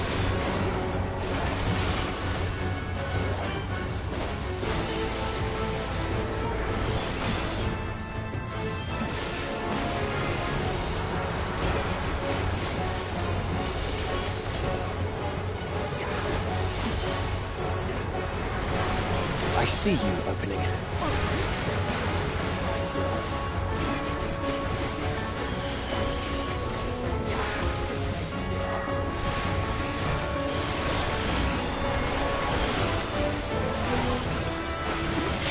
Stars on high, fall as rain!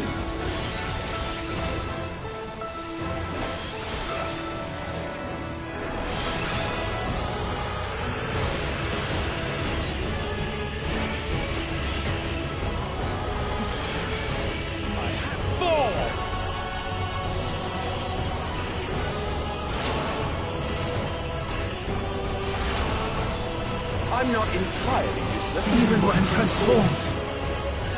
But I am not finished yet.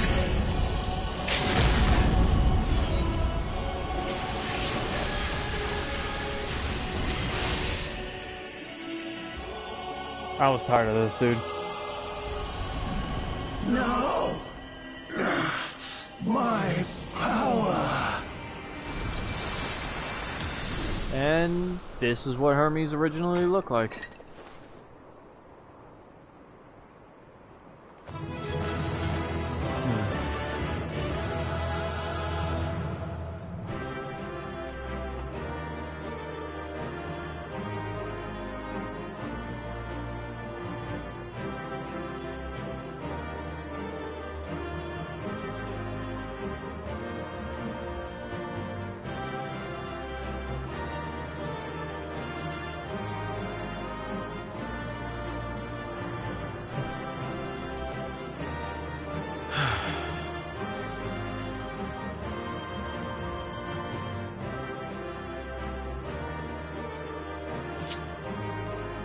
Alright.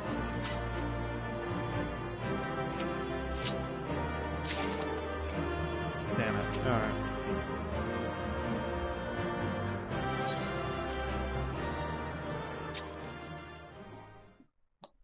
I'm gonna show you the cutscene of what happened here and help us if I can find it properly.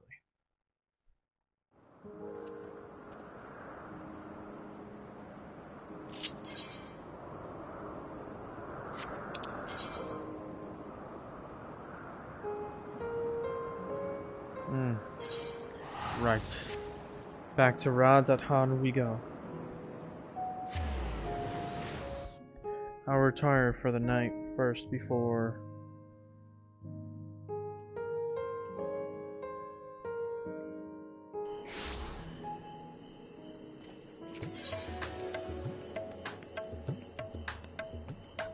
Where do I go to retire for a night?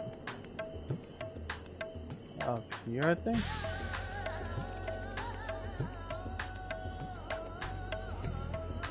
Wait, is there even a place I could go to here where I can retire?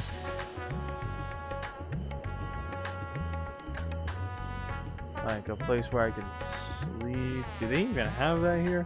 An inn?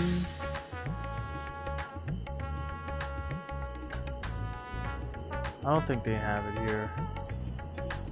Not here at Radzatan.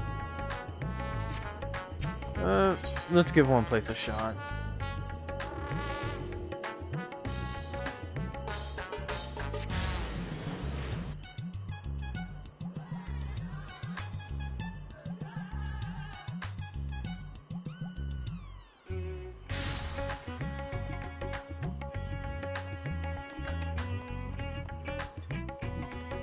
Oh, whoops. Wrong way.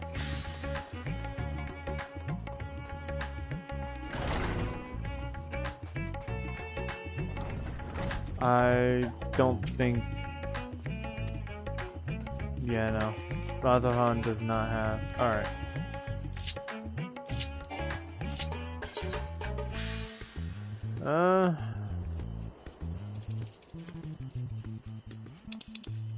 You know what? The Crystarium. Fuck it. Because there, I know I'll have a really good place. I want a bit of aesthetic for when I come back.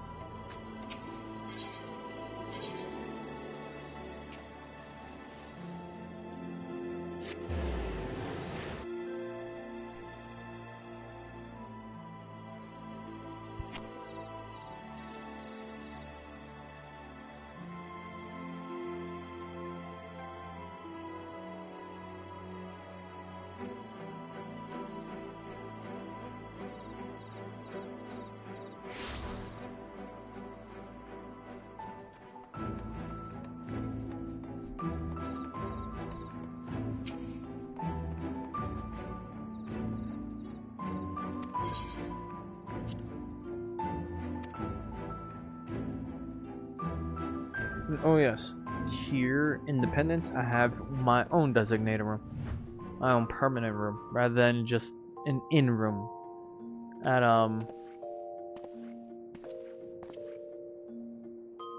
what the fuck is a shoebill doing in my... Get the fuck out of here. Yo, he does not give a fuck. I pull a spear on him, he does not give a fuck. I do not like you. In any case.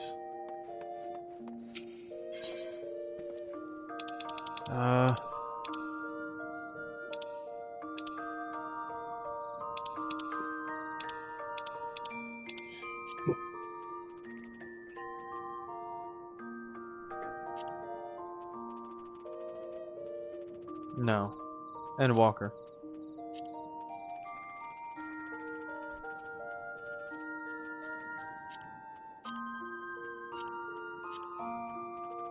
Was it Endwalker? Yes, I believe it was.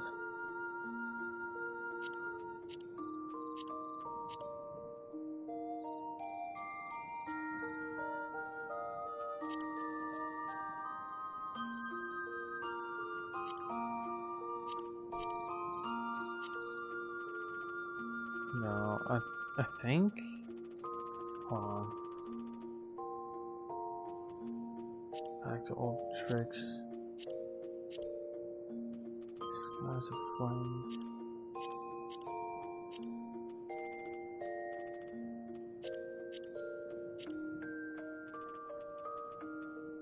Here we go.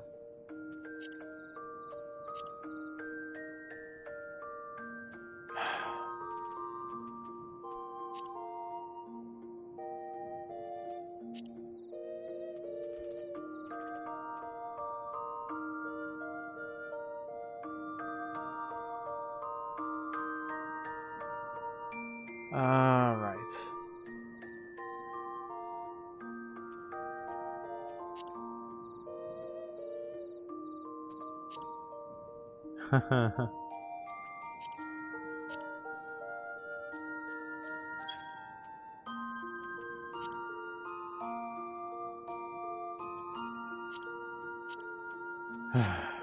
Right.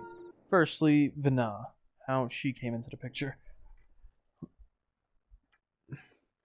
Sorry, not trying to waste your time, because I'm pretty sure you're short on it and you already have enough to watch.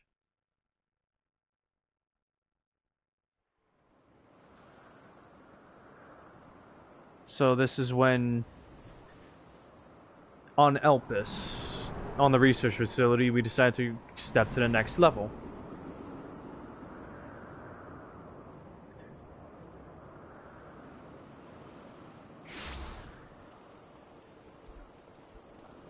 I present to you Calamelios Zephyros. Here you will find a number of testing facilities, as well as the observation hub of Poiton Oikos. Right then. Let's begin by...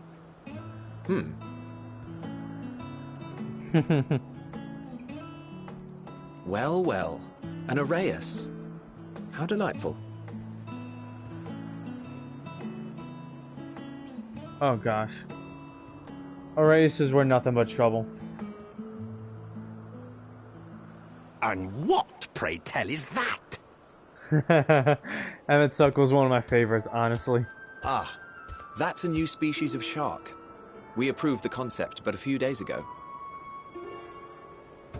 Sharks are among the most popular sea creatures. Rare is the day when someone does not submit a new concept. At first, they were largely orthodox, consideration given to such things as size and environmental impact, and then a whimsical someone thought to bestow it with flight, another superior intelligence. And then the floodgates burst, concepts with multiple heads, or arms and legs, and so on and so forth. It was getting absurd. A part of me wanted to tell them to go away and find something else to create, but in the end, I couldn't deny their passion. And here we are.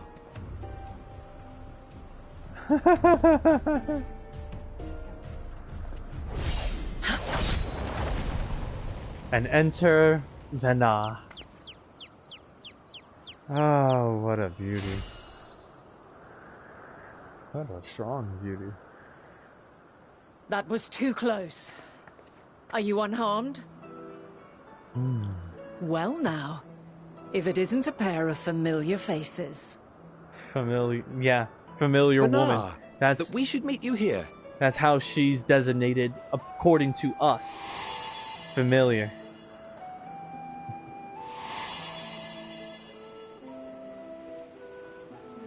As I mentioned earlier, the better part of the convocation holds that when we retire is when we return to the star. Right. Well, Death. she is not among said majority. Even after stepping down, she carries on with her work. Vana is her name, and she is the previous Azem. She was part of the convocation of 14. It has She been was a while, Hythlodaeus. That You look powerful well. enough. Less so, Emmett Selk. I dare say the lines upon your brow have both deepened and doubled in number. A shame for one so young. You must make an effort to frown less often.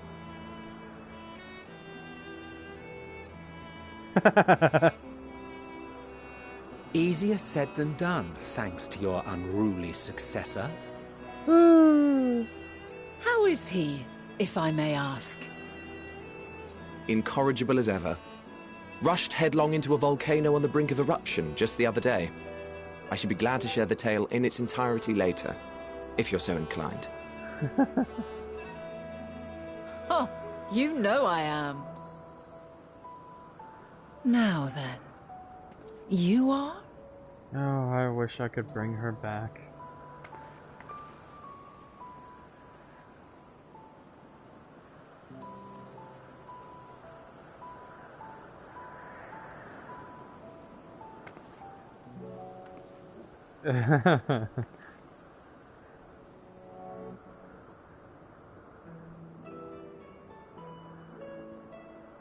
I say, have you perchance come from the future? Oh shit. She was the first one to figure it out too. I don't believe we have ever met, yet I sense my magic upon you. Therefore, if I wove the enchantment, I could only have done so at a later point in time. Yeah, and this is what I mean by them being so far advanced. They can travel through time. What manner of magic is this, if I may ask? A traveler's ward, of course. It prevents the corruption of one's ether.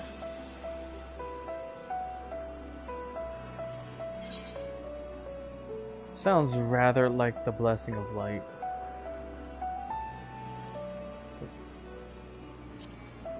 That sounds rather like the blessing of light. I see you are not ignorant to its presence. And while there are many protective spells, the one you bear is unmistakably mine. Hold on. From the future? That's absurd.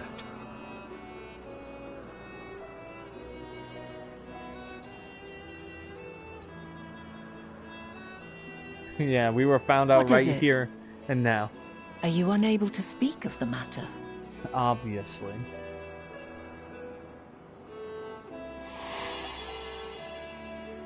The reality to which you must return exists as a result of the final days. You cannot reshape the past to undo the tragedies of the present. Well, that was the warning we had gotten. The thing was, our actions could not change the results. Your actions here will not change your history, but they may yet affect the course of ours. How very exciting. I'm quite fond of delving into the unknown, and there's naught more unknown than the future. We can't exactly... Until a moment finally arrives, we cannot know for certain what will come to pass, regardless of our supposed foreknowledge, so you needn't worry for us. More importantly, that you should go to such great lengths as to travel unto the past bespeaks the gravity of your quest.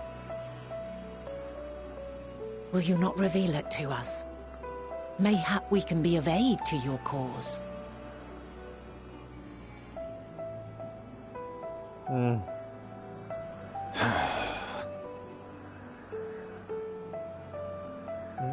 If this is true, then you've been keeping quite the secret to yourself.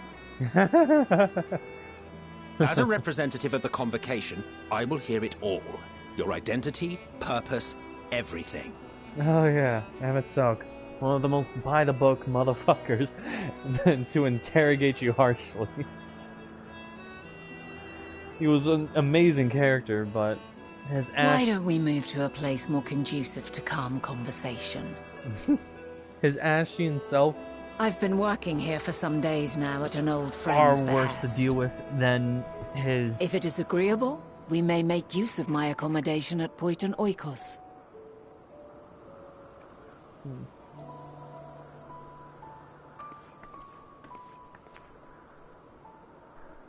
We were meant to meet. I am certain of it. Oh. Else I wouldn't have marked you so clearly, and sent you unto myself in the past. It's precisely the sort of mischief I would get up to. And quite inspired, if I do say so myself. Okay, at this point, I was like, also questioning if she was flirting with me or not. Mary was not enjoying it one bit.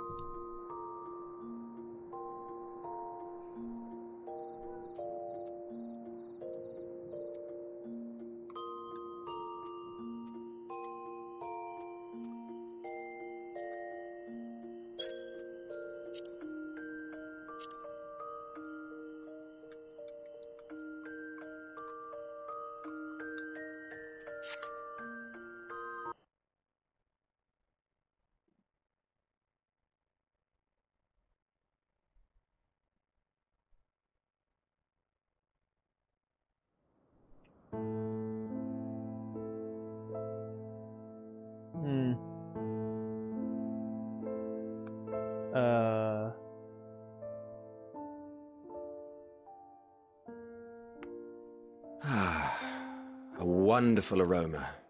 I feel more relaxed already.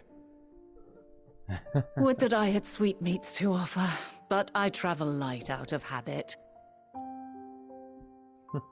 There's plenty of hot water though, so please have as much tea as you like. Now then, will you tell us your tale?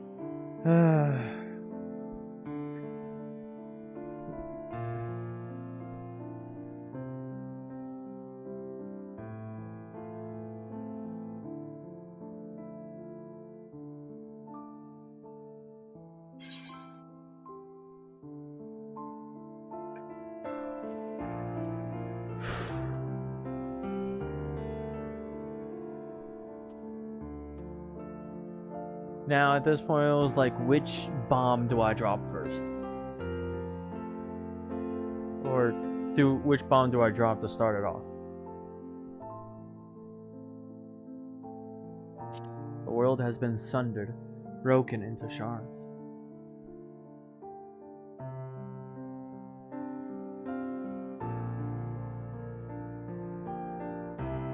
Why don't you start from the beginning?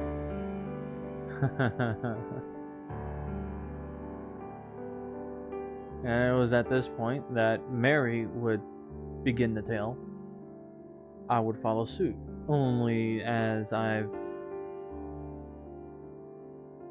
come this far, but don't know the whole story of her journey.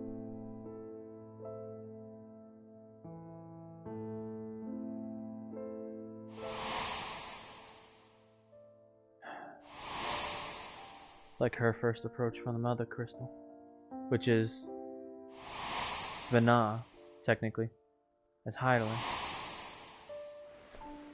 and Emmett Silk as an Ascian.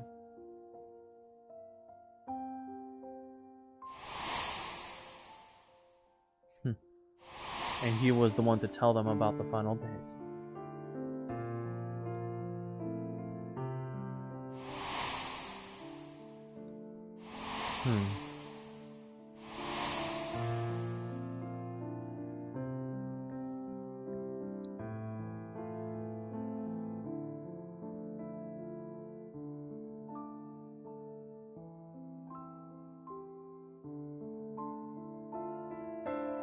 Preposterous.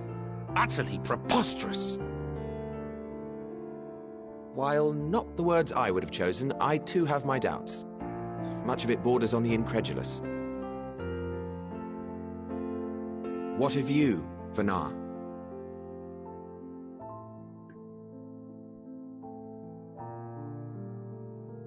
Not knowing the precise details of the first final days, it is difficult to determine the veracity of the tale. Supposing it is all true, I must ask myself why I would do what I did. Why would I feel I had no recourse but to oppose the 14 and create this Hydaelyn? Precisely this is what I meant.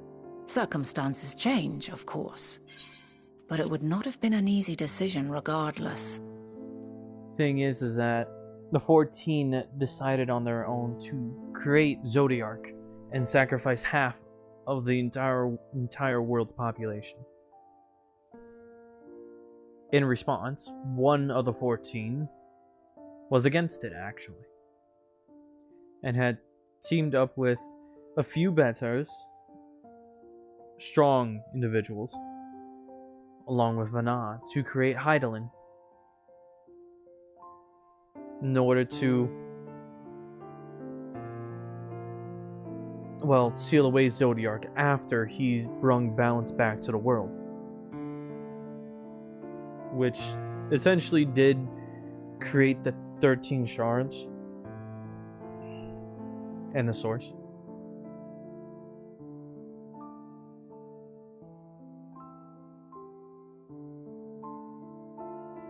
But the thing was, in Zodiark's own greed, the 14 convocation of 14 were meant to rule the source and the 13 shards. But Hydaelyn knew that that would just be enslavement of the new races that were created from it. Because originally in Elpis, there was truly just one intelligent race.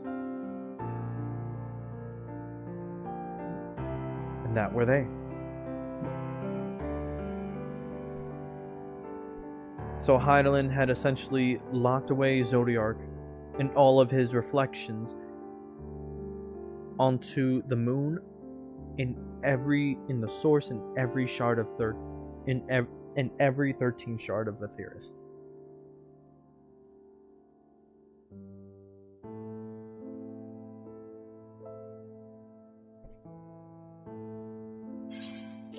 No.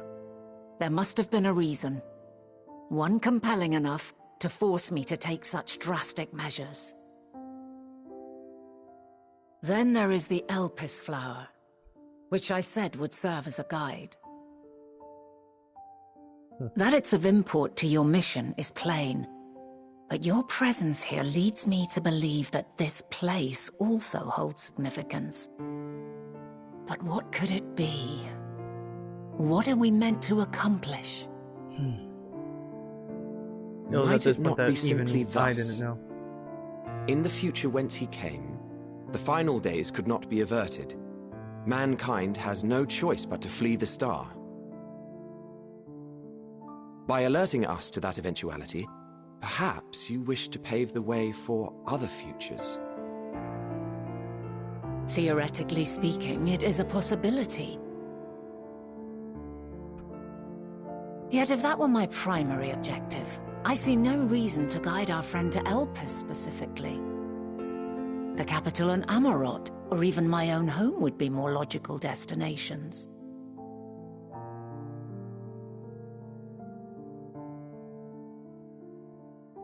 True, true. I note also that Hydaelyn did not specify a point in time to which he must return. By this, it may be inferred that it was not critical that we should meet. Alternately, she had reason to believe that our paths would converge, coincidental though it may seem.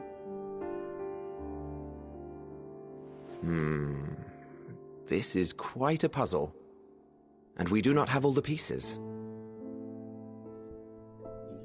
Hardly any, but we do have one immutable fact. If the final days are indeed as described, they will bring death to all that I hold dear. Yet despite being afforded long years of preparation, the only provisions I could make were For flight? Nay, my first and foremost endeavor would be to find a way to forestall the coming doom. Given that even the 14 failed, mayhap you deemed it impossible. Nothing is impossible. This I have always believed. And if Hydaelyn is indeed me, she would believe the same. One of the reasons why I also liked her. But nah. Listen to yourself. Are you seriously entertaining the notion that you are a messianic figure in some far-fetched tale?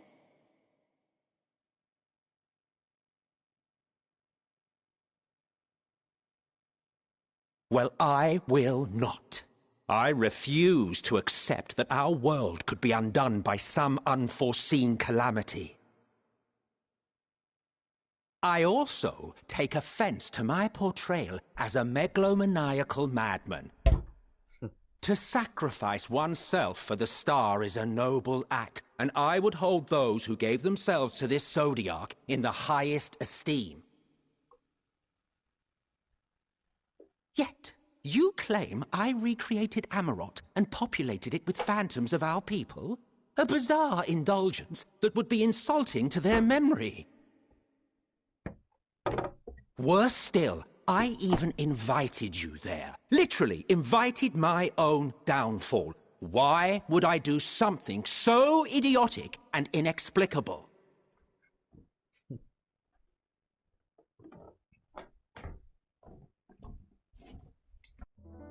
Now, I will allow that the hypothetical task of restoring our world would be daunting in the extreme. The thought of having to bear such a burden for 1,000 lives horrifies me. Of course it. But I would never forsake my duty. I would never forsake my brethren.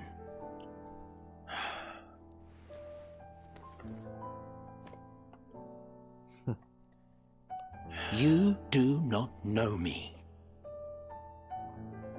I've had my fill of your fiction. I will return to my duty, and you will not bother me again.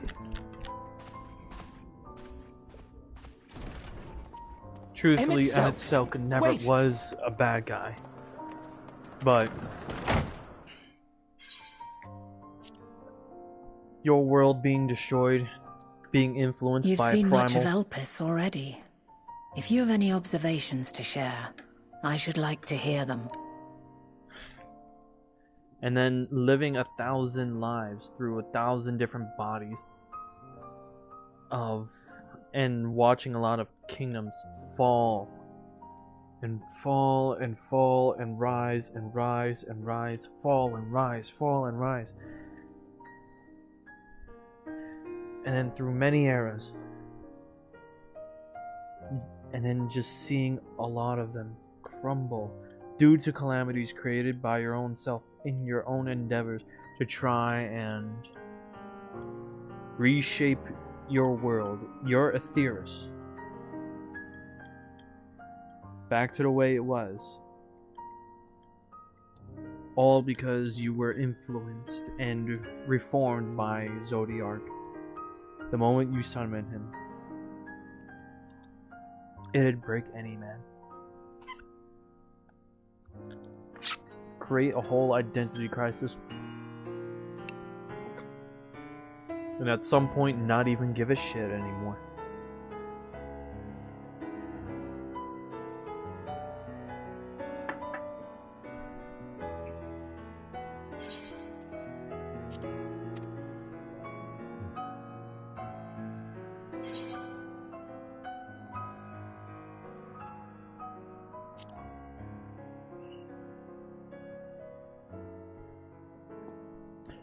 That was my Hermes choice. and his creation My Meteon, observation. you say? If Dynamis is the self-same energy as Akasha, as it likely seems, then those two may well be at the center of the calamity to come. This warrants further investigation. This is how we even started learning about Dynamis as well. With that settled, 'Tis time when for we action. first arrived at Radzatan and talked to the alchemist. The missing pieces of the puzzle are here, I'm certain of it. And when you find them, the picture my future self has painted will be complete, and you will have your answer. And suffice it to say, I will aid you in your quest.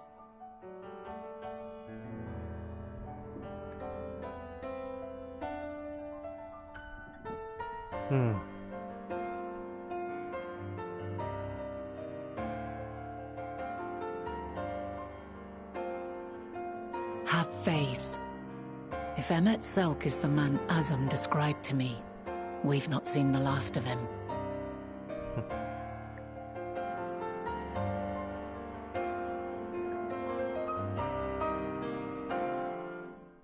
So a little thing about Meteon and Hermes.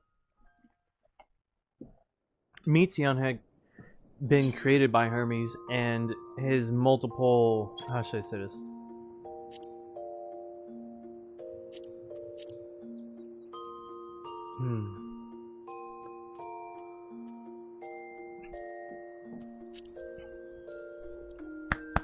Excuse me.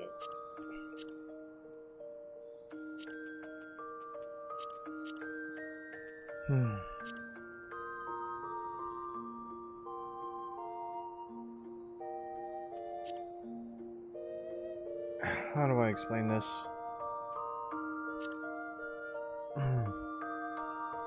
So Hermes was the lead researcher. He created Meteon in order, and her sisters, in order to scour out the stars for other life, to search for other civilizations to come into contact with, hoping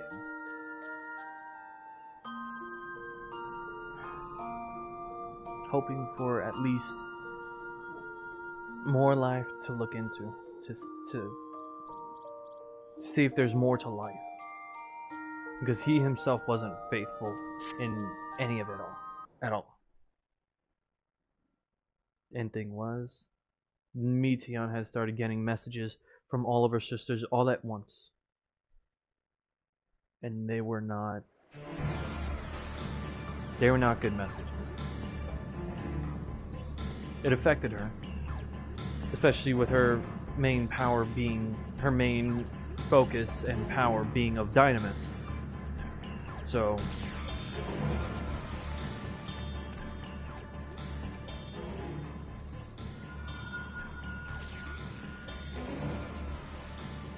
aha!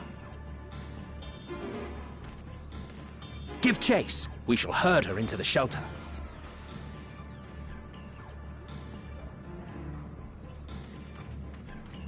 and this is when she started avoiding us.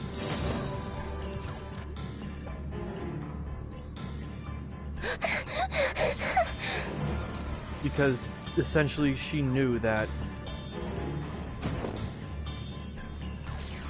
whatever news she would deliver would harm Hermes.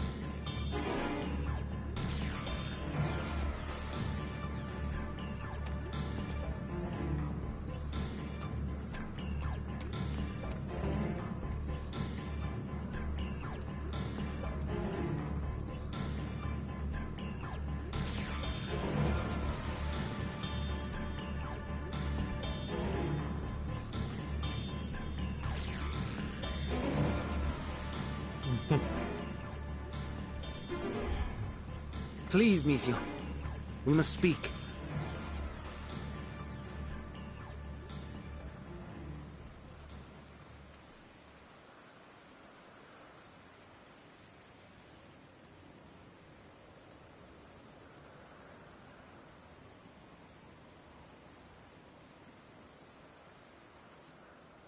I'm sorry, Hermes.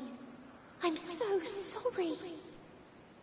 Because of her power over Dynamis, she's able to speak to you directly through your soul. If someone can hear these words, then please.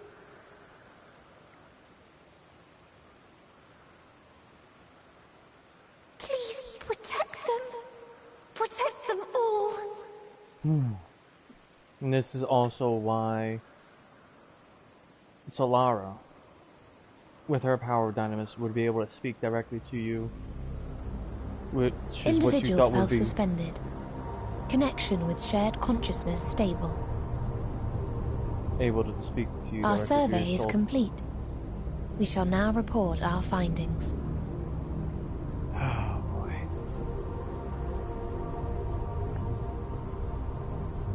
All units safely arrived at their respective destinations. Seeking answers to Hermes' question, we attempted to make contact with the intelligent denizens of each star. Results are as follows, in order of numerical code. Enna. Traces of civilization found.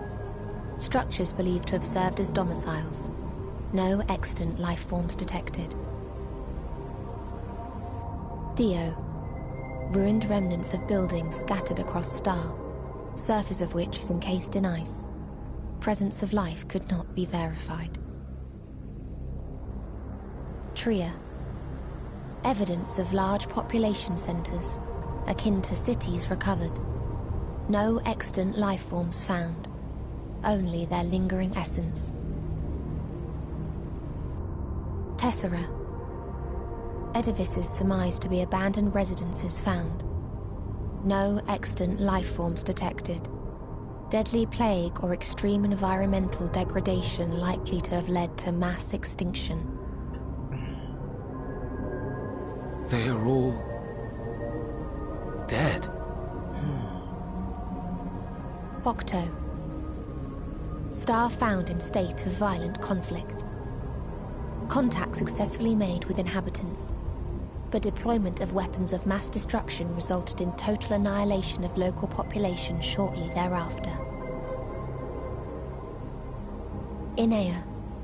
Star is a barren desert. No identifiable flora found.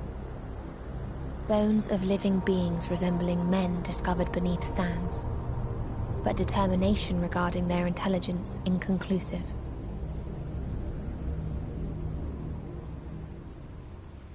Remind me, Hermes, what exactly was the question you entrusted to Meteion? I tasked her with asking what others live for. What gives their lives meaning. Did you consider what may happen if the premise of the question is flawed? To be able to answer it, one must be living and desire to continue doing so. But if Meteion finds no living beings in the course of her journey, or none who desire to live, what then? What answers would she derive from their silence?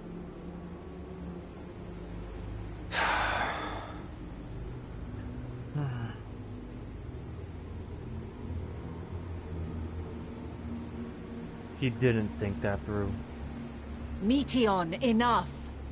Suspend your mission, and return hither at once. Decapente. Local civilization once flourished under auspices of higher power. Said power later laid waste to civilization in fit of rage. Upon revealing this to me, entity elected to self-terminate in lieu of providing answer to question. No other intelligent life forms found. Turning a deaf ear, are we? We are taking Meteion back to Amarot. As I understand, we will need her if we are to bring back all of her sisters.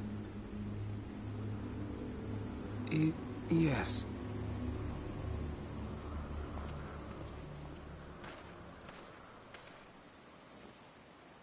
Meteion.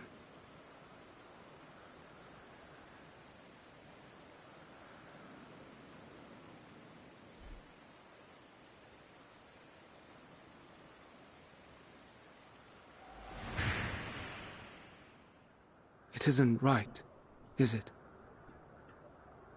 It isn't right to turn away from the answer. Even if the answer is pain.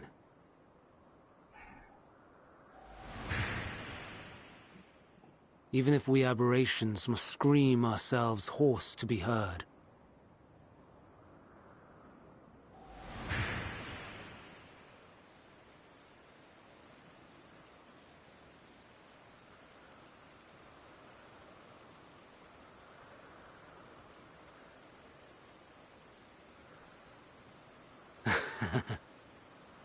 Aye.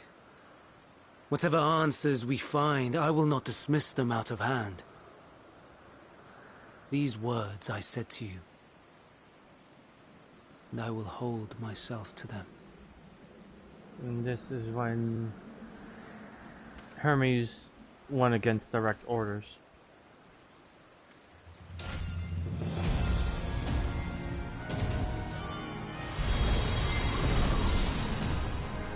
All to receive answers.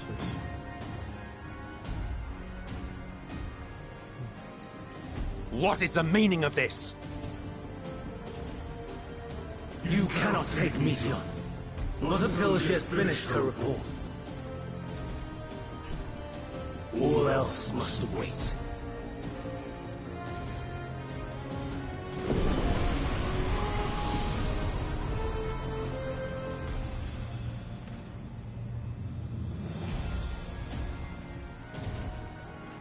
If I didn't hold on to Mary in that moment, she would have flown away.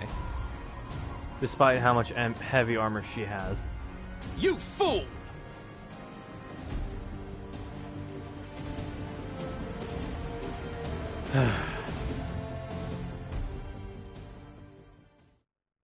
And this was when we gave chase to him.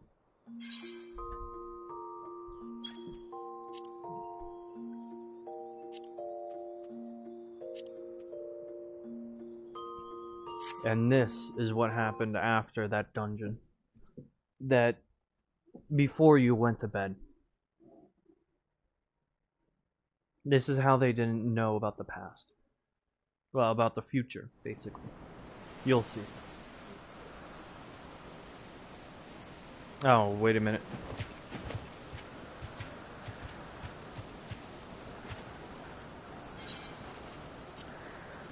Wrong one.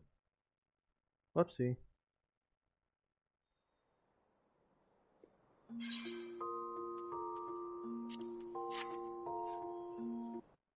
I believe this should be it.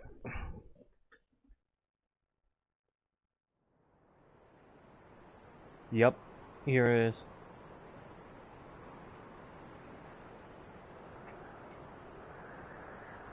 It's over, Hermes. In the name of the Convocation, I hereby take Meteon into custody. And setting aside the matter of your nomination, you will come with us too. We require your knowledge to assess and resolve the situation.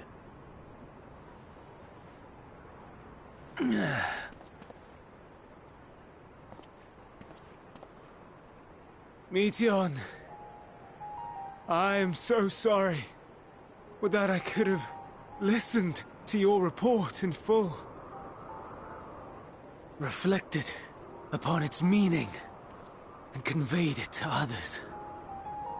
That they might reconsider their chosen course. But I have failed. And that wish will never be realized. However, ere our fates become the province of others, I bid you tell me just one thing. Was there happiness in those distant stars? Was there a reason for living?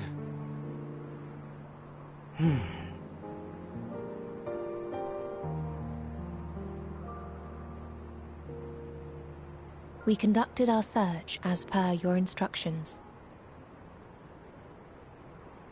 We scoured historical records, communed with the spirits of the deceased, heard the final testaments of the dying, welcomed their shadowed hearts into our own.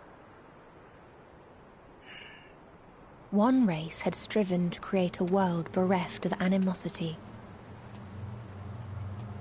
They renounced relationships to avoid interpersonal strife, and in so doing brought about societal collapse. One race had renounced war and devoted itself to the enrichment of its people. They were conquered.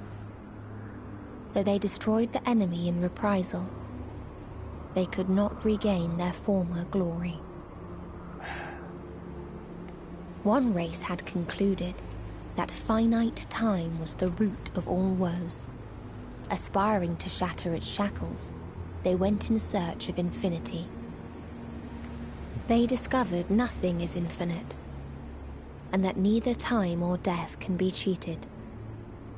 Disillusioned, they gave up on the future and themselves.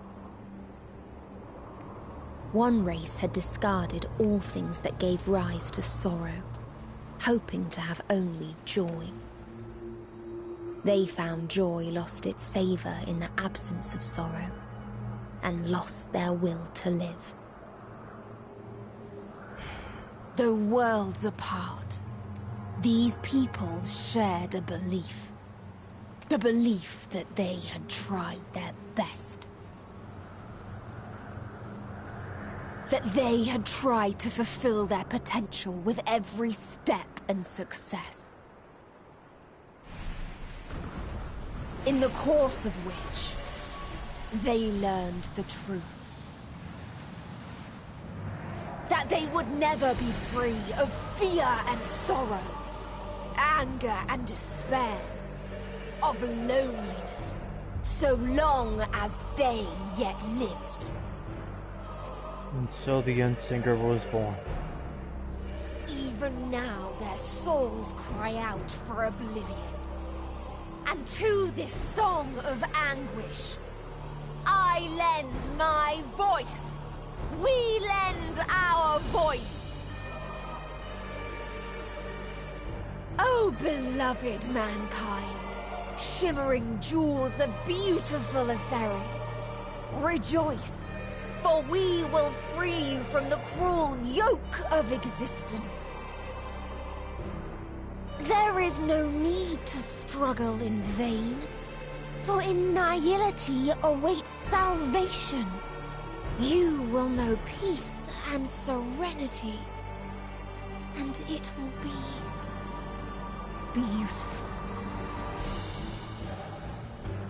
We will make our nest at the edge of the universe, and there in the dark of dead worlds hoard sorrow and suffering.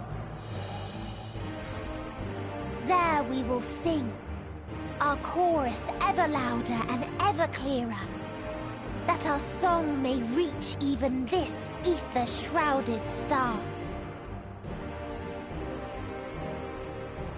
Such is the answer we have found in the stars. Such is the gift we now offer to Etheris.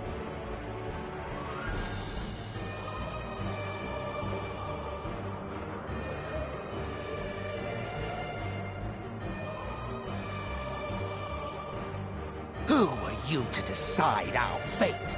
To decree we live or die?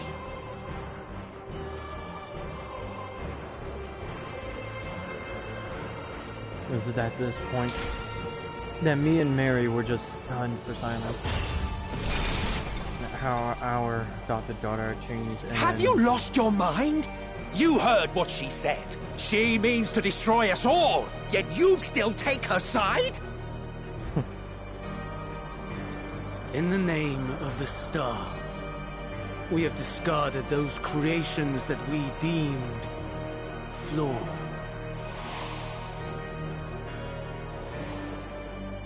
If we ourselves are flawed, does it not stand to reason that we too should be discarded? That is sophistry, and you know it! Perhaps it is. Perhaps I am wrong. But who is to say that you are right.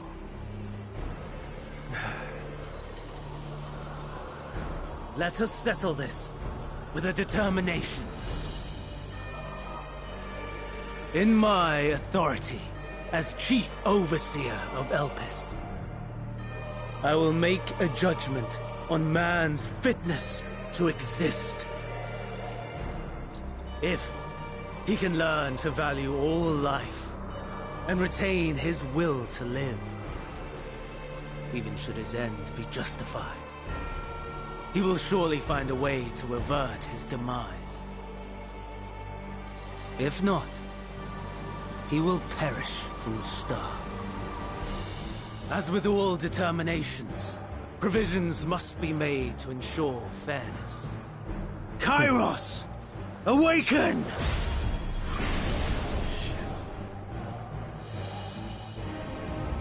Memory reconfiguration system Kairos activated.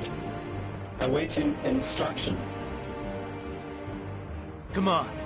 Universal memory alteration. Target area. Catesis Hyperborea. Starting point. Arrival of Emmett Selk of the Convocation at Propylion. Endpoint. The present. Erase the memories of all events, and replace with a vague recollection of the following. I was here, preparing to demonstrate the functionality of Kairos to Emmett Selk and Hythlodaeus. Meteon's shared consciousness became unstable. She and her sisters could not sustain their existence, and all dissipated with a burst. The resultant shockwave accidentally triggered Kairos, which erased several days of memories from all present. Execute. Command acknowledged. Initializing. 3 processes remaining to execution. Bravo. I dare say one would be hard-pressed to make it fairer. Everything that you told us, everything that has happened, the fact we've even met, it will all be gone.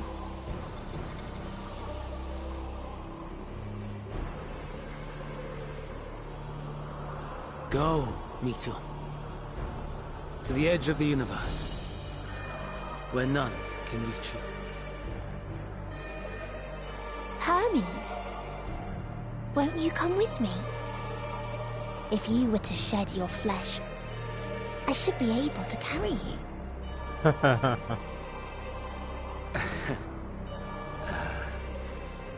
I will remain. As a man, I will oppose the oblivion you bring. Silly fool. Had you said yes, I would have granted you the gentlest end.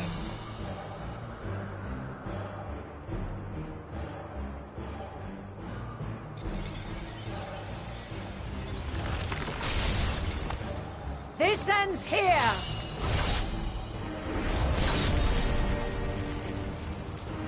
Fly, Meteon!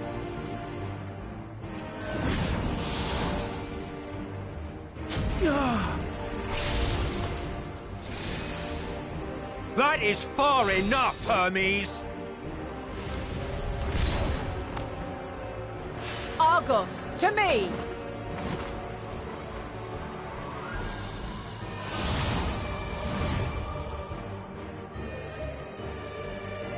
First process complete. 2 remaining to execution of memory reconfiguration. As if we needed more pressure. No matter what, you cannot forget what happened today.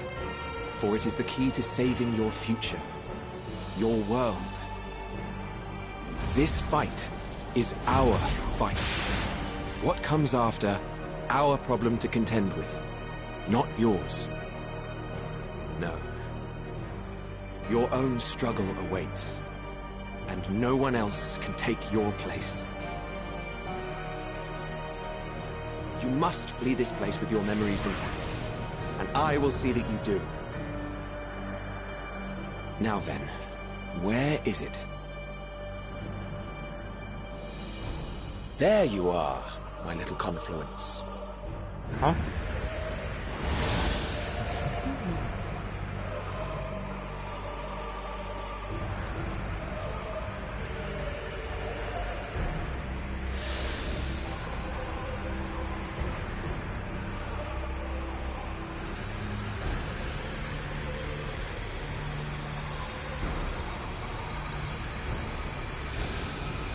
Almost!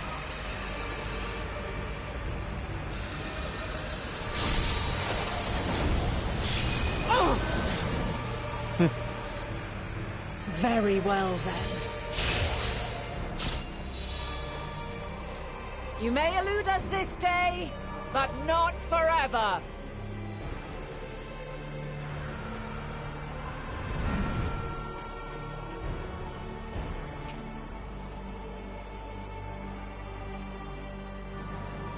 Meteon's gotten away. Second process complete. One remaining to execution. Ugh. No time for brooding. Listen well. Beyond lies a spatial confluence that connects the interior sections of this building. I will destroy the confluence and force open a way outside. When I do, you must jump through.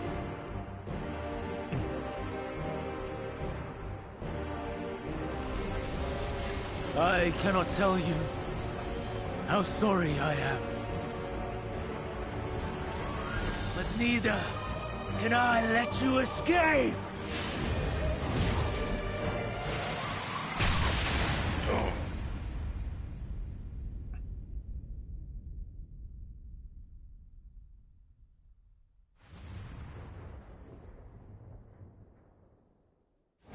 Being married, both took that hit.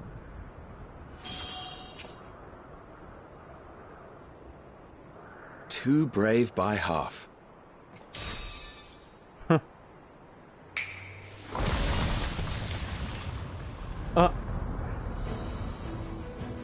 Exemplary work, as always, Emmett Selk. What? But how? I thought the confluence was... over... Over there? Yes. We were rather hoping you would. It was never anywhere but where it is now. The instant those two began making their way towards nothing, 'twas clear the plan was a diversion. I'm quite incapable of destroying a confluence, I must confess. A gambit brazen beyond words. Though we've grown accustomed to reckless improvision due to the antics of an incorrigible associate. Though, in the case of certain present company, incorrigible is an understatement. Honestly, I'm beginning to suspect it's a requirement for every Azem.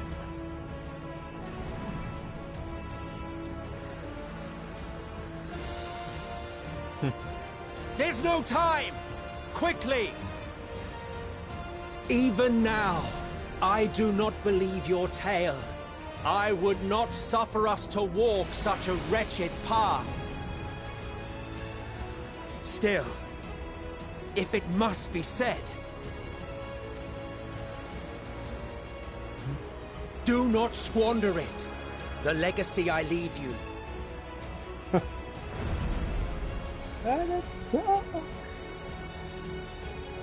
Final process complete. Executing universal memory alteration.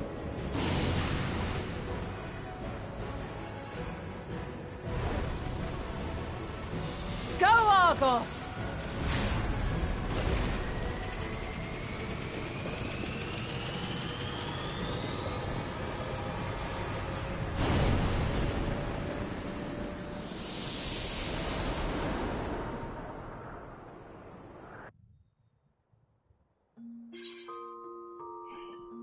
And that is how me and Vana escaped with our memories intact.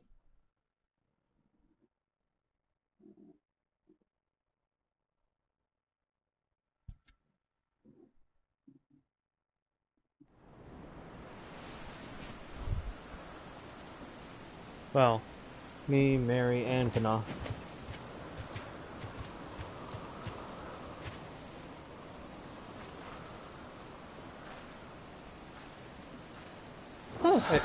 No, our chocobos were not accessible here.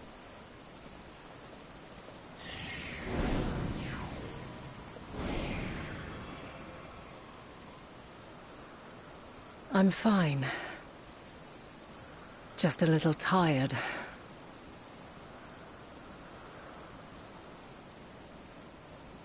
Can it be true? Are we the only ones left who see beauty in the world? In life? Are the stars above no more than husks of fallen civilizations?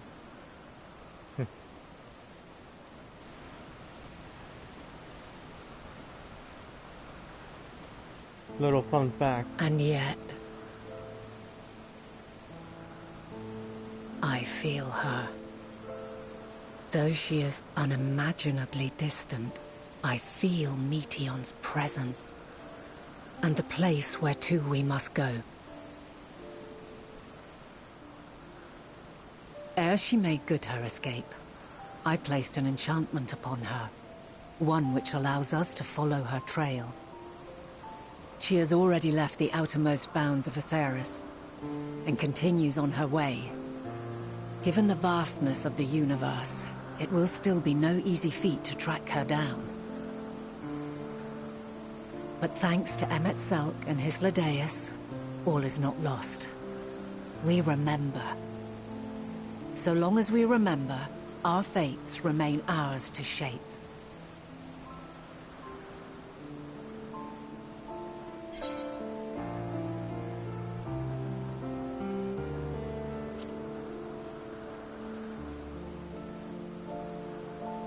What indeed?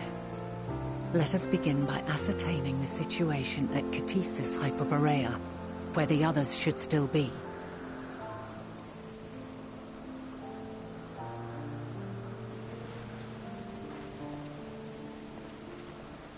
Given the likely state of their memories, however, it would be imprudent for us to approach them directly. In which case...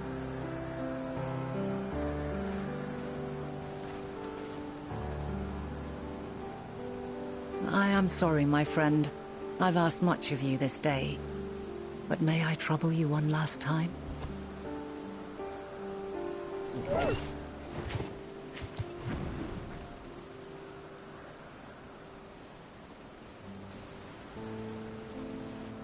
Argos will investigate in our stead. We will share in his consciousness and see and hear as if we were with him. Now, Here. Close your eyes and open your mind. Hear, feel, think.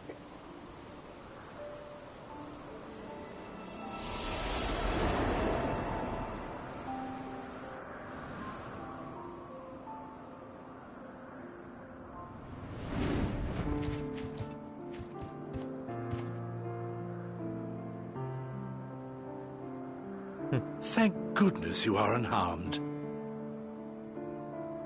Unharmed? There is a gaping hole in my memories. I can scarcely remember arriving here in Elpis. Forgive me. I was preparing to demonstrate the functionality of Kairos to our guests. But Meteion, her shared consciousness became unstable. And she...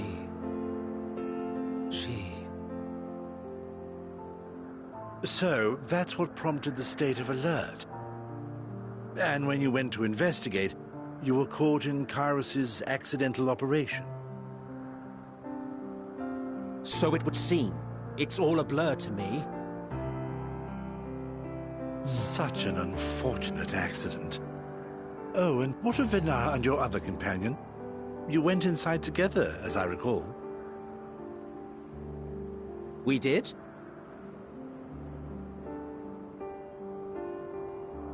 If Vinar was with us, I have no recollection of it. But that there is her familiar, is it not? The fellow seems happy enough, so I think it's safe to assume his mistress is well.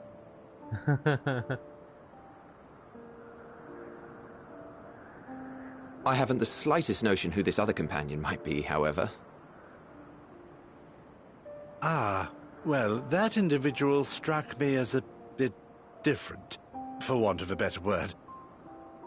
Perhaps it wasn't actually a person, but some manner of creation.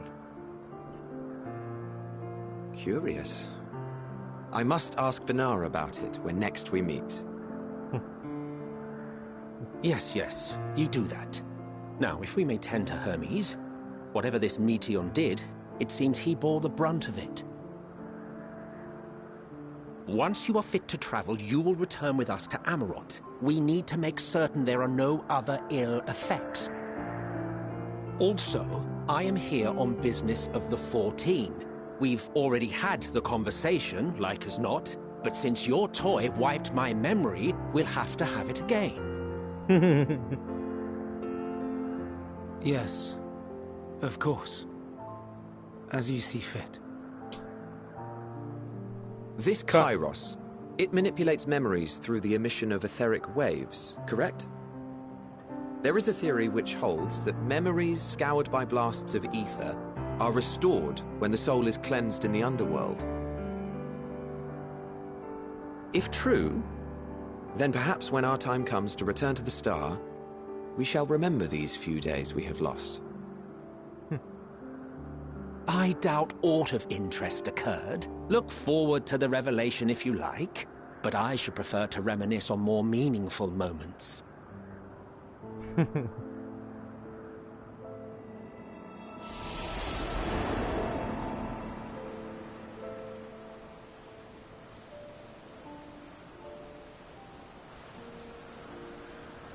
Let us rest. If only for a while. After all, you and I... Oh, we still have a long, long way to go.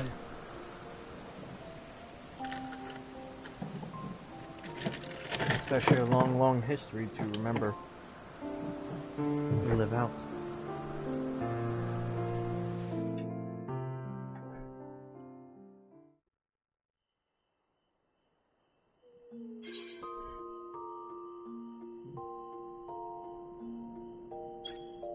And there you go. That is what happened. Well, in any case, I hope you enjoyed the movie.